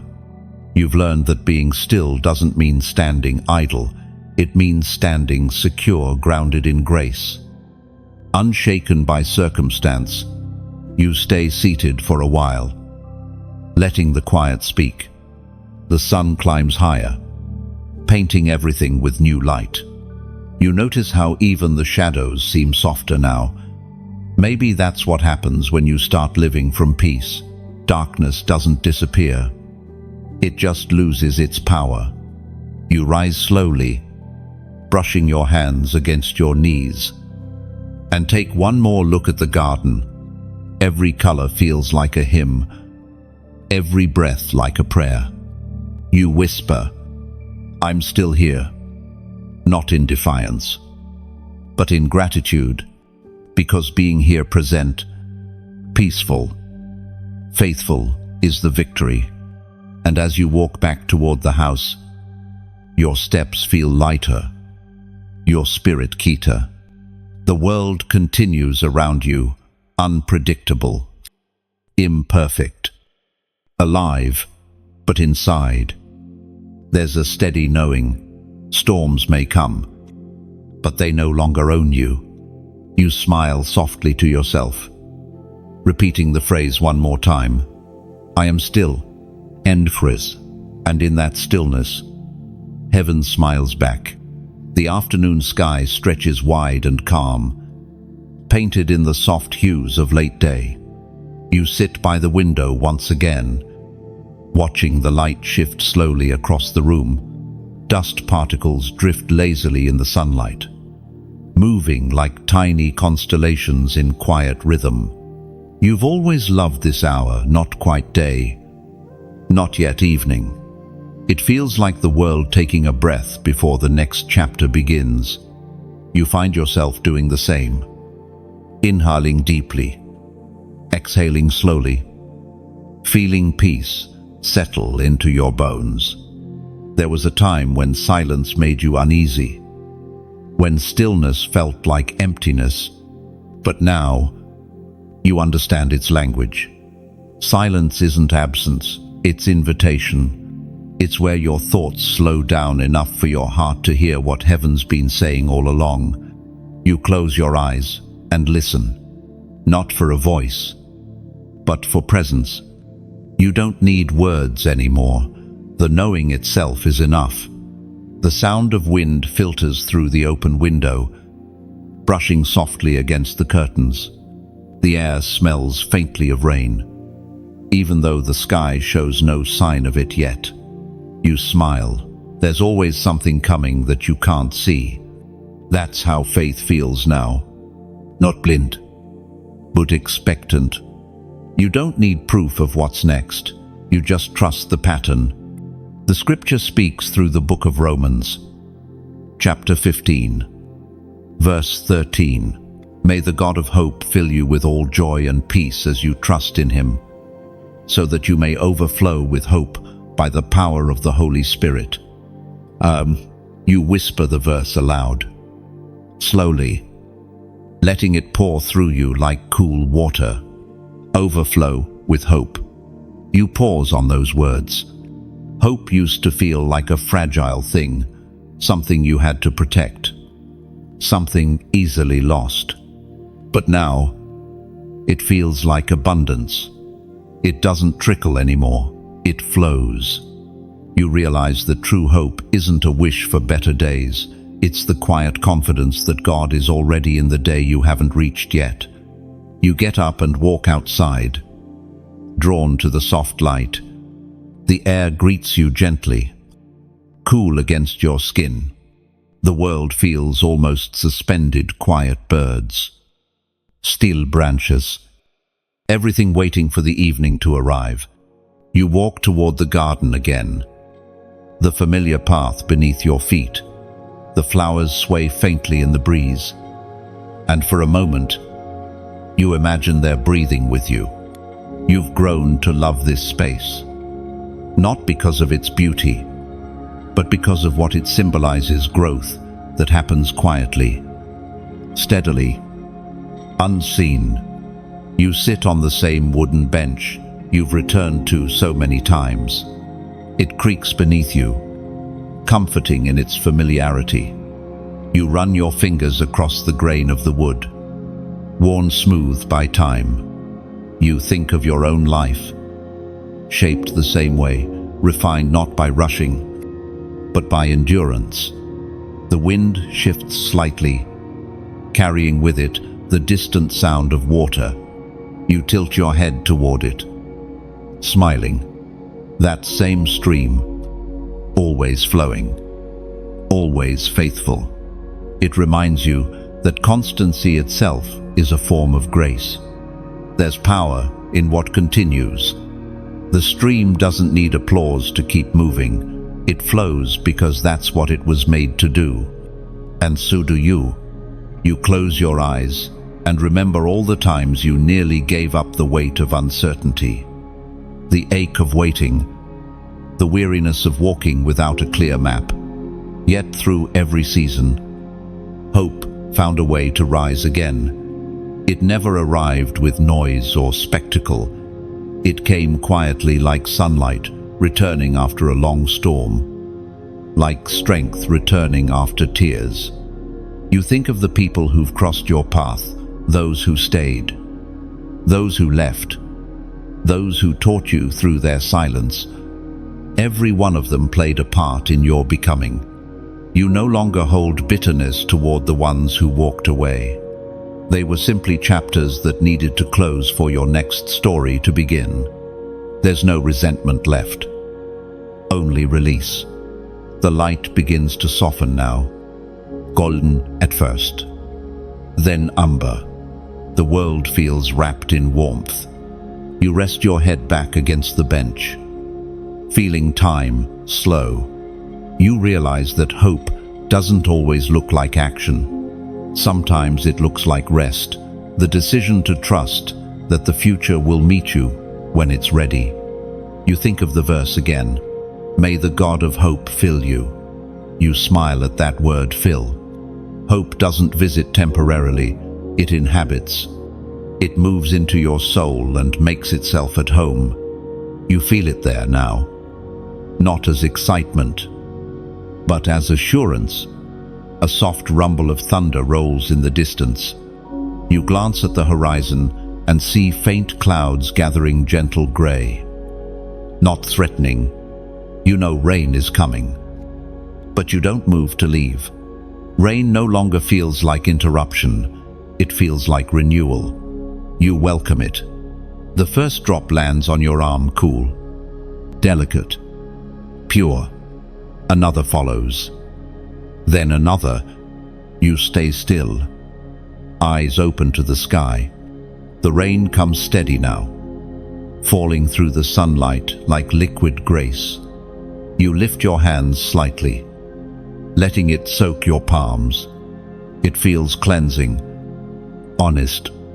You whisper quietly, "Thank you," and mean it, not just for the rain, but for everything, for the storms that brought you here, for the silence that taught you to listen, for the peace that finally feels permanent. As the rain deepens, you don't rush inside. You stay seated, smiling through the droplets, knowing that sometimes heaven doesn't answer with words, but with weather-soft reminders that renewal is already happening. And when the rain finally slows, you rise. The air smells fresh, alive. The garden glistens. Every flower, every leaf, every corner shines like it's been touched by heaven's hand. You walk back slowly, soaked but serene. Each step feels lighter than the last. When you reach your door, you pause and look back, One more time. The rain still falls in the distance, a curtain of light between heaven and earth. You realize that life isn't about escaping the rain, it's about learning how to stand in it. Knowing the same God who sends it also provides the rainbow that follows.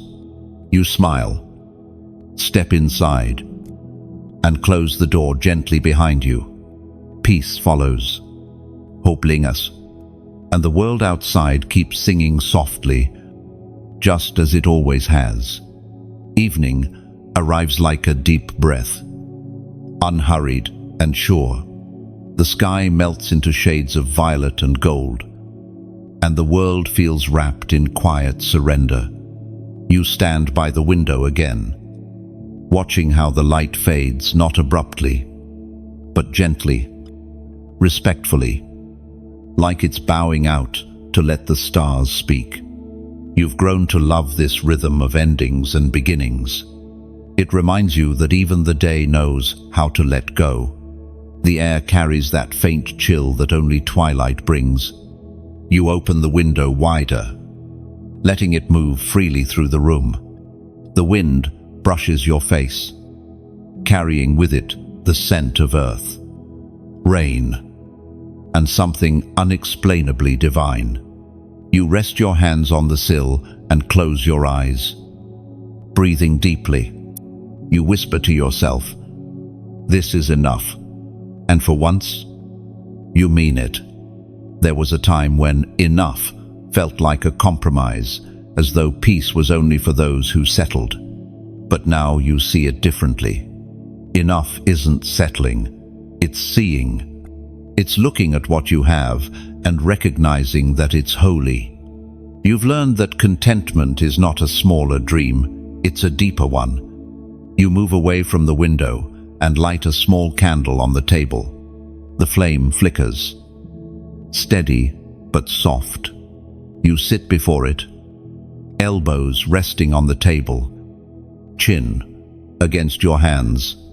The way the light dances on the wall reminds you of prayer, small, consistent, quietly powerful. You've come to realize that prayer doesn't always have to be spoken. Sometimes it's just the posture of the heart.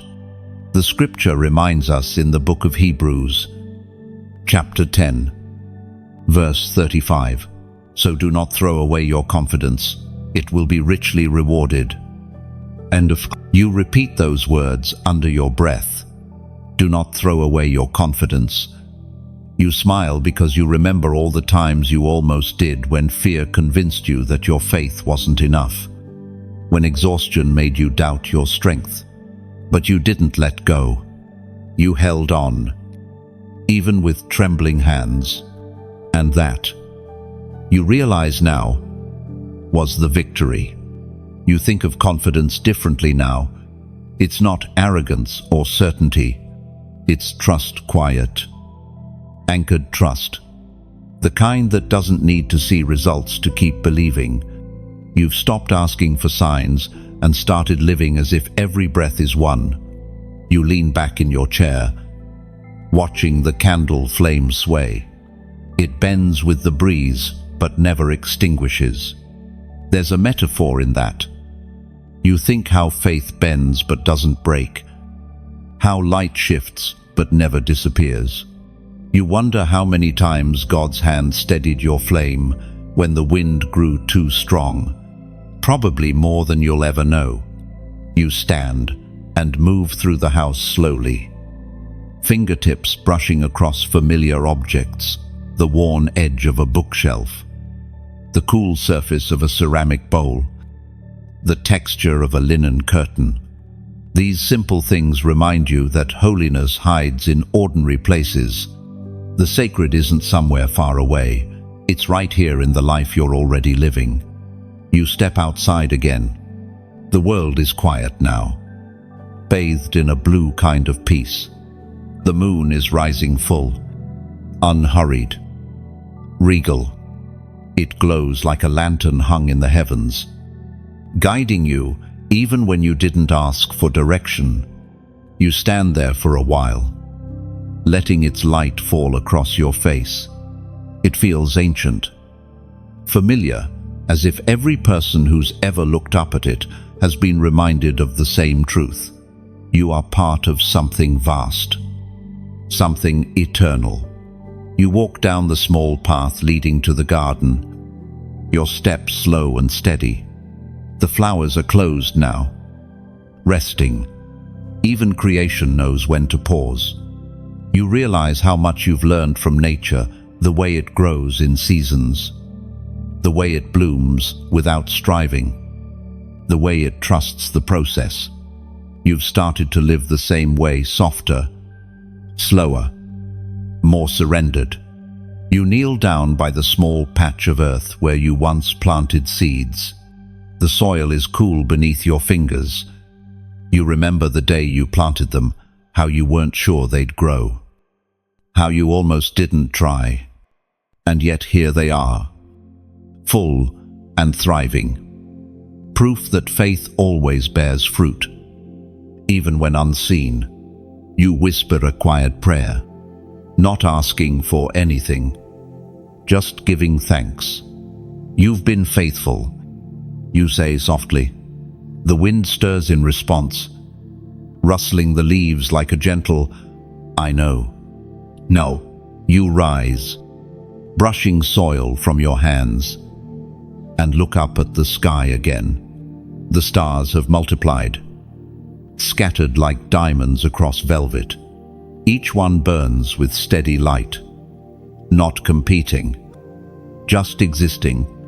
You smile, realizing that this is how you want to live, not striving to be seen, but choosing to shine. The night deepens. The candle in your hand flickers again as you walk back toward the house. Its light feels small compared to the vast sky, yet it still matters. You think about how often you've underestimated your own light, forgetting that one small flame can still guide a traveler home. You reach your door, turn the handle, and step inside.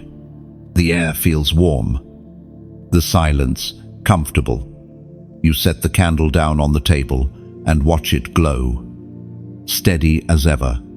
You know it won't last forever, no flame does, but that doesn't sadden you, because what matters most isn't how long it burns, but what it illuminates while it's here. You sit down one last time, resting your hands in your lap, eyes half closed. The peace you feel now isn't new, it's ancient. The same peace that's carried souls through centuries. You whisper one last thought before sleep finds you. Confidence is not in me, it's in the one who never leaves. And outside, beneath the moon's patient watch, the world keeps glowing quietly, as if to agree. The morning arrives in silence, not an empty silence, but one that feels purposeful, like creation itself is holding its breath in reverence. The light enters your room softly, gliding across the floor in golden threads. You open your eyes slowly, the peace of last night still lingering. It's strange how deeply rest can heal what words never could. You sit up, letting your feet touch the cool floor, and for a moment, you just breathe. You've learned that beginnings don't always need a plan. Sometimes they only need presence. The air smells faintly of rain again. Though the sky outside is clear, you smile, remembering the sound of last night's storm, steady, rhythmic, almost musical. It didn't feel threatening, it felt cleansing. The world looks different today, washed and renewed. You realize that storms aren't meant to scare you, they're meant to reset you. The same is true for the ones inside your heart. You walk to the window and open it wide. The breeze carries a mix of scents, earth, flowers, sunlight. You rest your arms on the sill and gaze outside. The horizon looks endless this morning. as though heaven stretched it a little farther.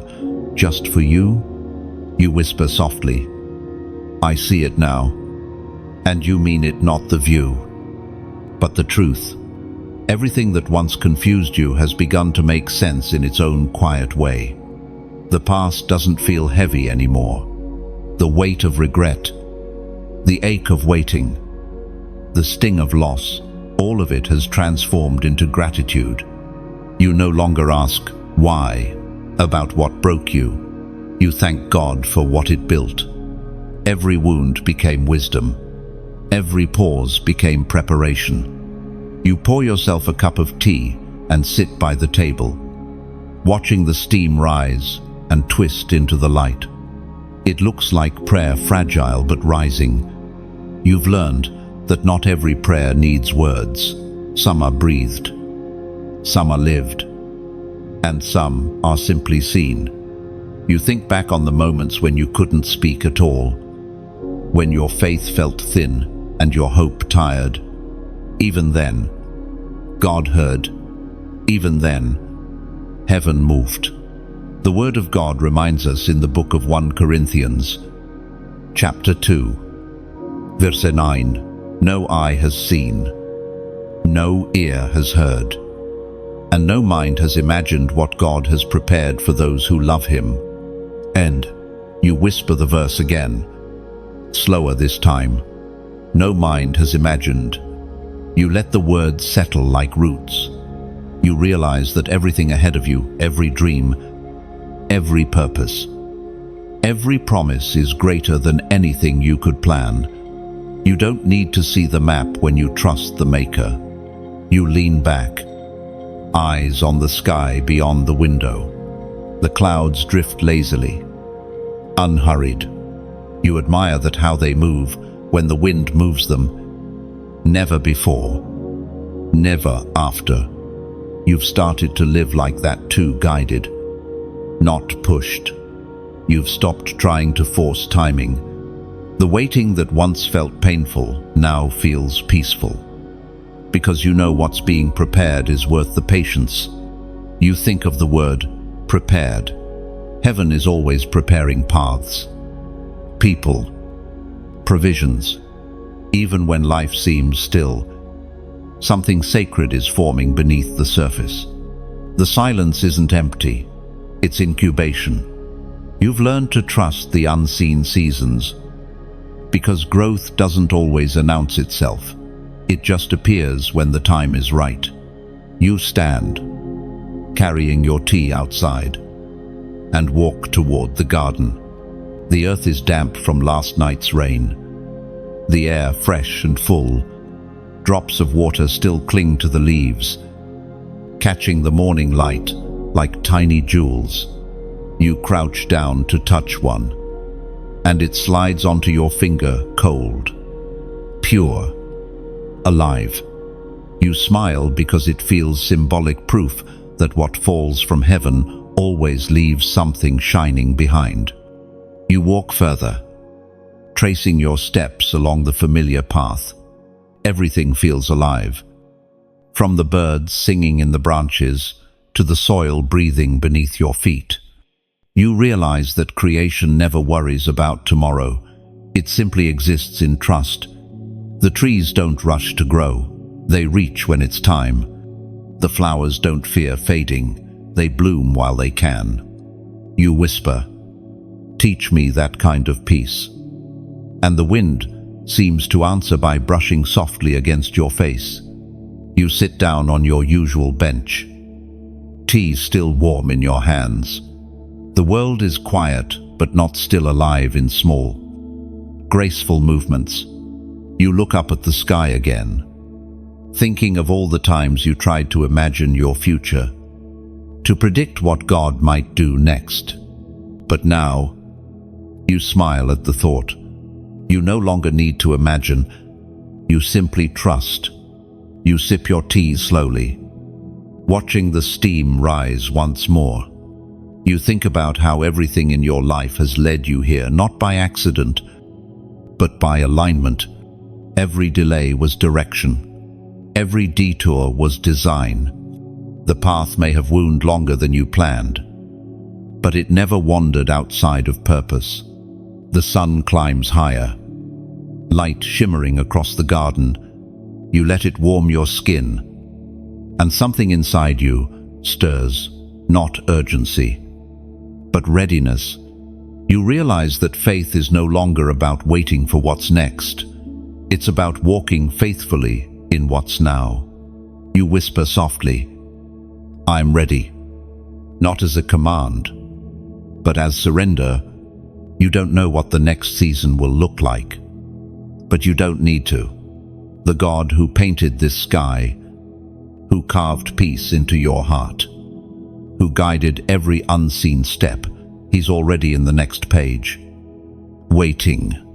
You sit quietly for a while longer, soaking in the stillness, the warmth, the light, and in the calm of that morning, one truth settles deep into your soul. The story isn't ending. It's unfolding, and you, at last, are not afraid to turn the page. The dawn comes softly, slow as mercy.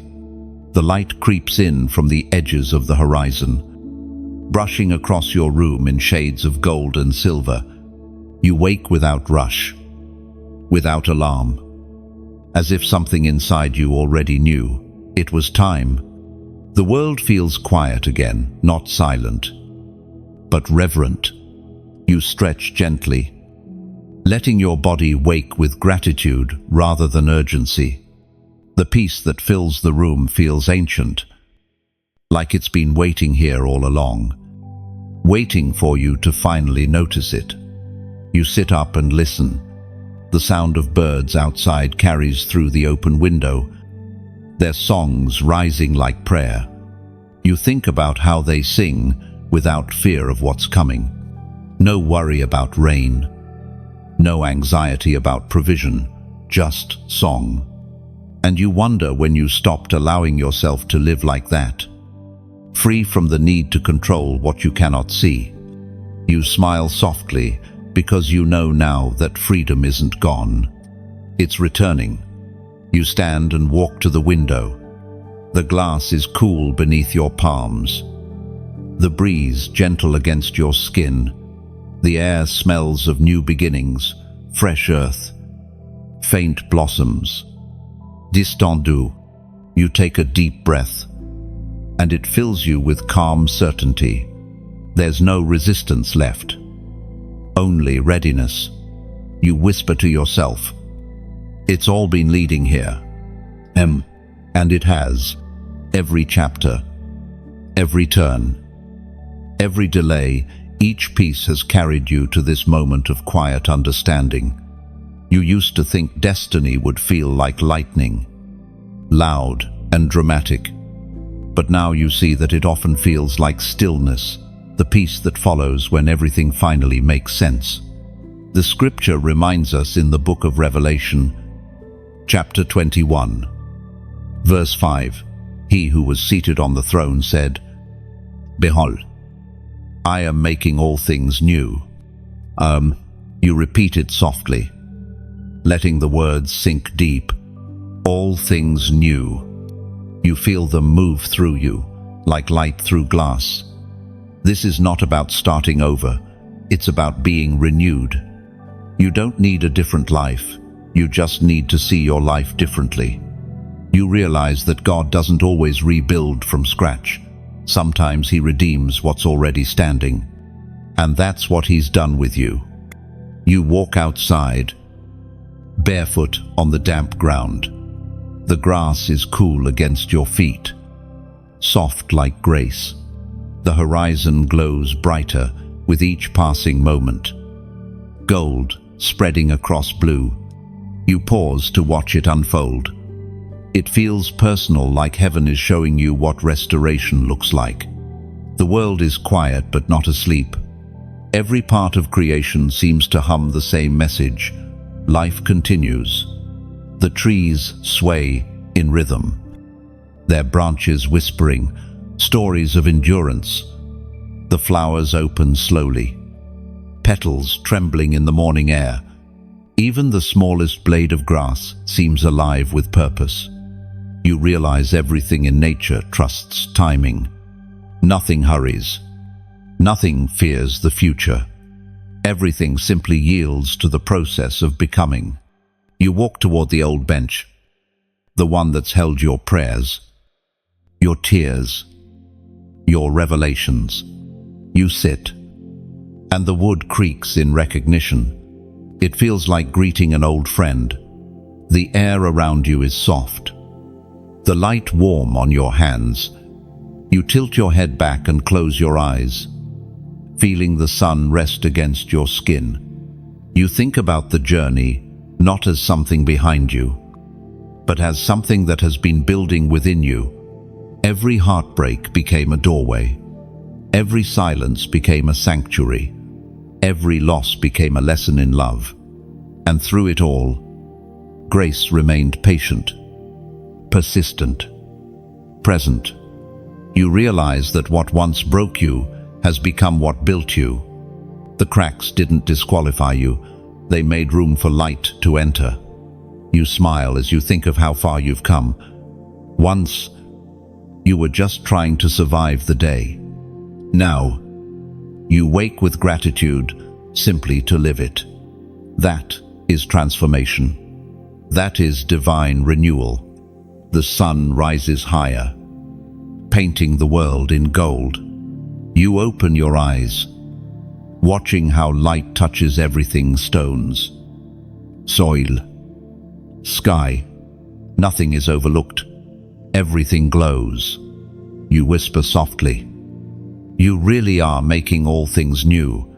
And you know it's true not just for the world, but for you.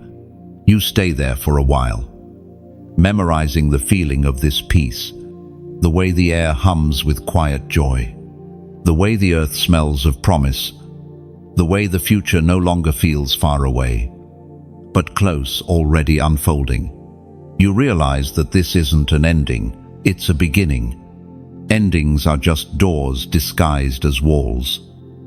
And every step you've taken has led to this open threshold. You don't need to know what's next. You just need to keep walking in faith. Steady and sure. The breeze lifts again, brushing your hair across your face. You laugh softly. The sound, light and free. The wind seems to echo your joy, swirling through the trees, carrying your laughter upward like incense. You whisper a final prayer, not of request, but of release. "I trust you with what's ahead." Entren, you rise from the bench, ready to move forward. The garden glows behind you, the world wide before you. You take your first step into the day, not rushed, not afraid, but full. The light follows, and somewhere beyond the horizon, heaven whispers not the end, but the beginning. All things new. You stand at the edge of this story, not a conclusion, but a threshold. The air around you feels different now, lighter, charged with quiet promise. You can feel it, can't you? That sense that something within you has shifted, like your spirit finally caught up with the pace of heaven. Every step you've taken to reach this moment has mattered. Every word you've heard, every whisper that stirred your heart. It wasn't coincidence, it was calling. This journey has been more than sentences and sound. It's been a mirror, one that showed you who you've always been beneath the noise. You've walked through valleys of silence and stood beneath skies of revelation. And somewhere between the first word and this last breath of stillness, you became something unshakable, whole. You look back, not with regret, but with reverence. You can see it now, the pattern, the providence, the quiet protection. Even in the waiting, heaven was weaving. Even in the breaking, grace was building. What once felt like loss was really preparation for more. And what's coming next isn't repetition, it's resurrection. So, breathe. Let this moment sink deep. You don't need to rush away from it. The same presence that carried you through these words will continue to walk beside you when the music fades and the screen dims. You are not leaving the anointing behind. It's going with you. You are the continuation, the light of this story, this movement of truth, peace. And faith doesn't end here. It multiplies. It spreads every time someone listens. Every time someone is reminded that they are not forgotten. Every time hope is chosen again. When you like this message, it's more than a gesture. It's a spark.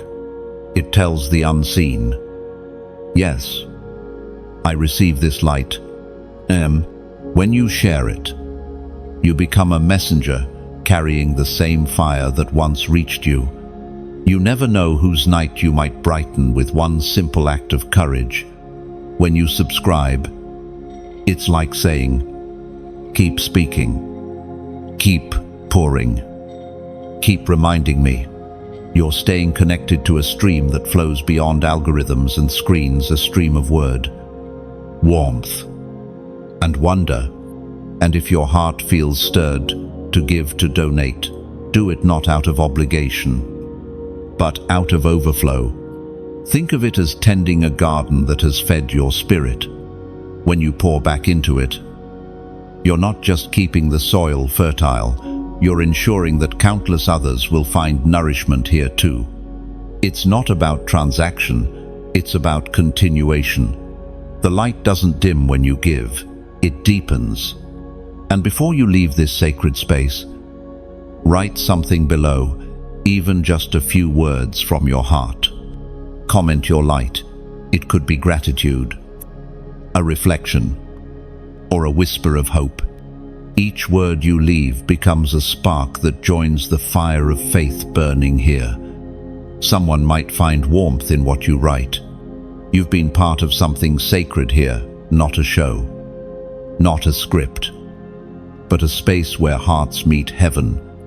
Each small act, a like, a share, a comment, a prayer, a gift becomes another light in this constellation of faith.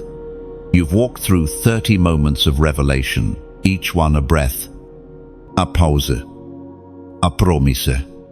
And now, as you reach this final page, let peace settle fully into you. You don't need a sign to know it's real. You can feel it in the stillness of your chest, in the steadiness of your breath. The story doesn't close here. It continues in every act of kindness, in every moment you choose love over fear, in every prayer whispered between sunrise and sleep. You've become the living message, walking proof that grace wins, always. So, before you go, let this be your gentle act of faith. Like this, if light has found you here, share it so it can find someone else. Subscribe to stay in the rhythm of revelation. And if your heart whispers it's right, donate. Not to repay, but to release. And leave your comment of light, your echo of faith, so others may see it flicker and find their way home. Because when you give light, you never lose it. You only make the world brighter.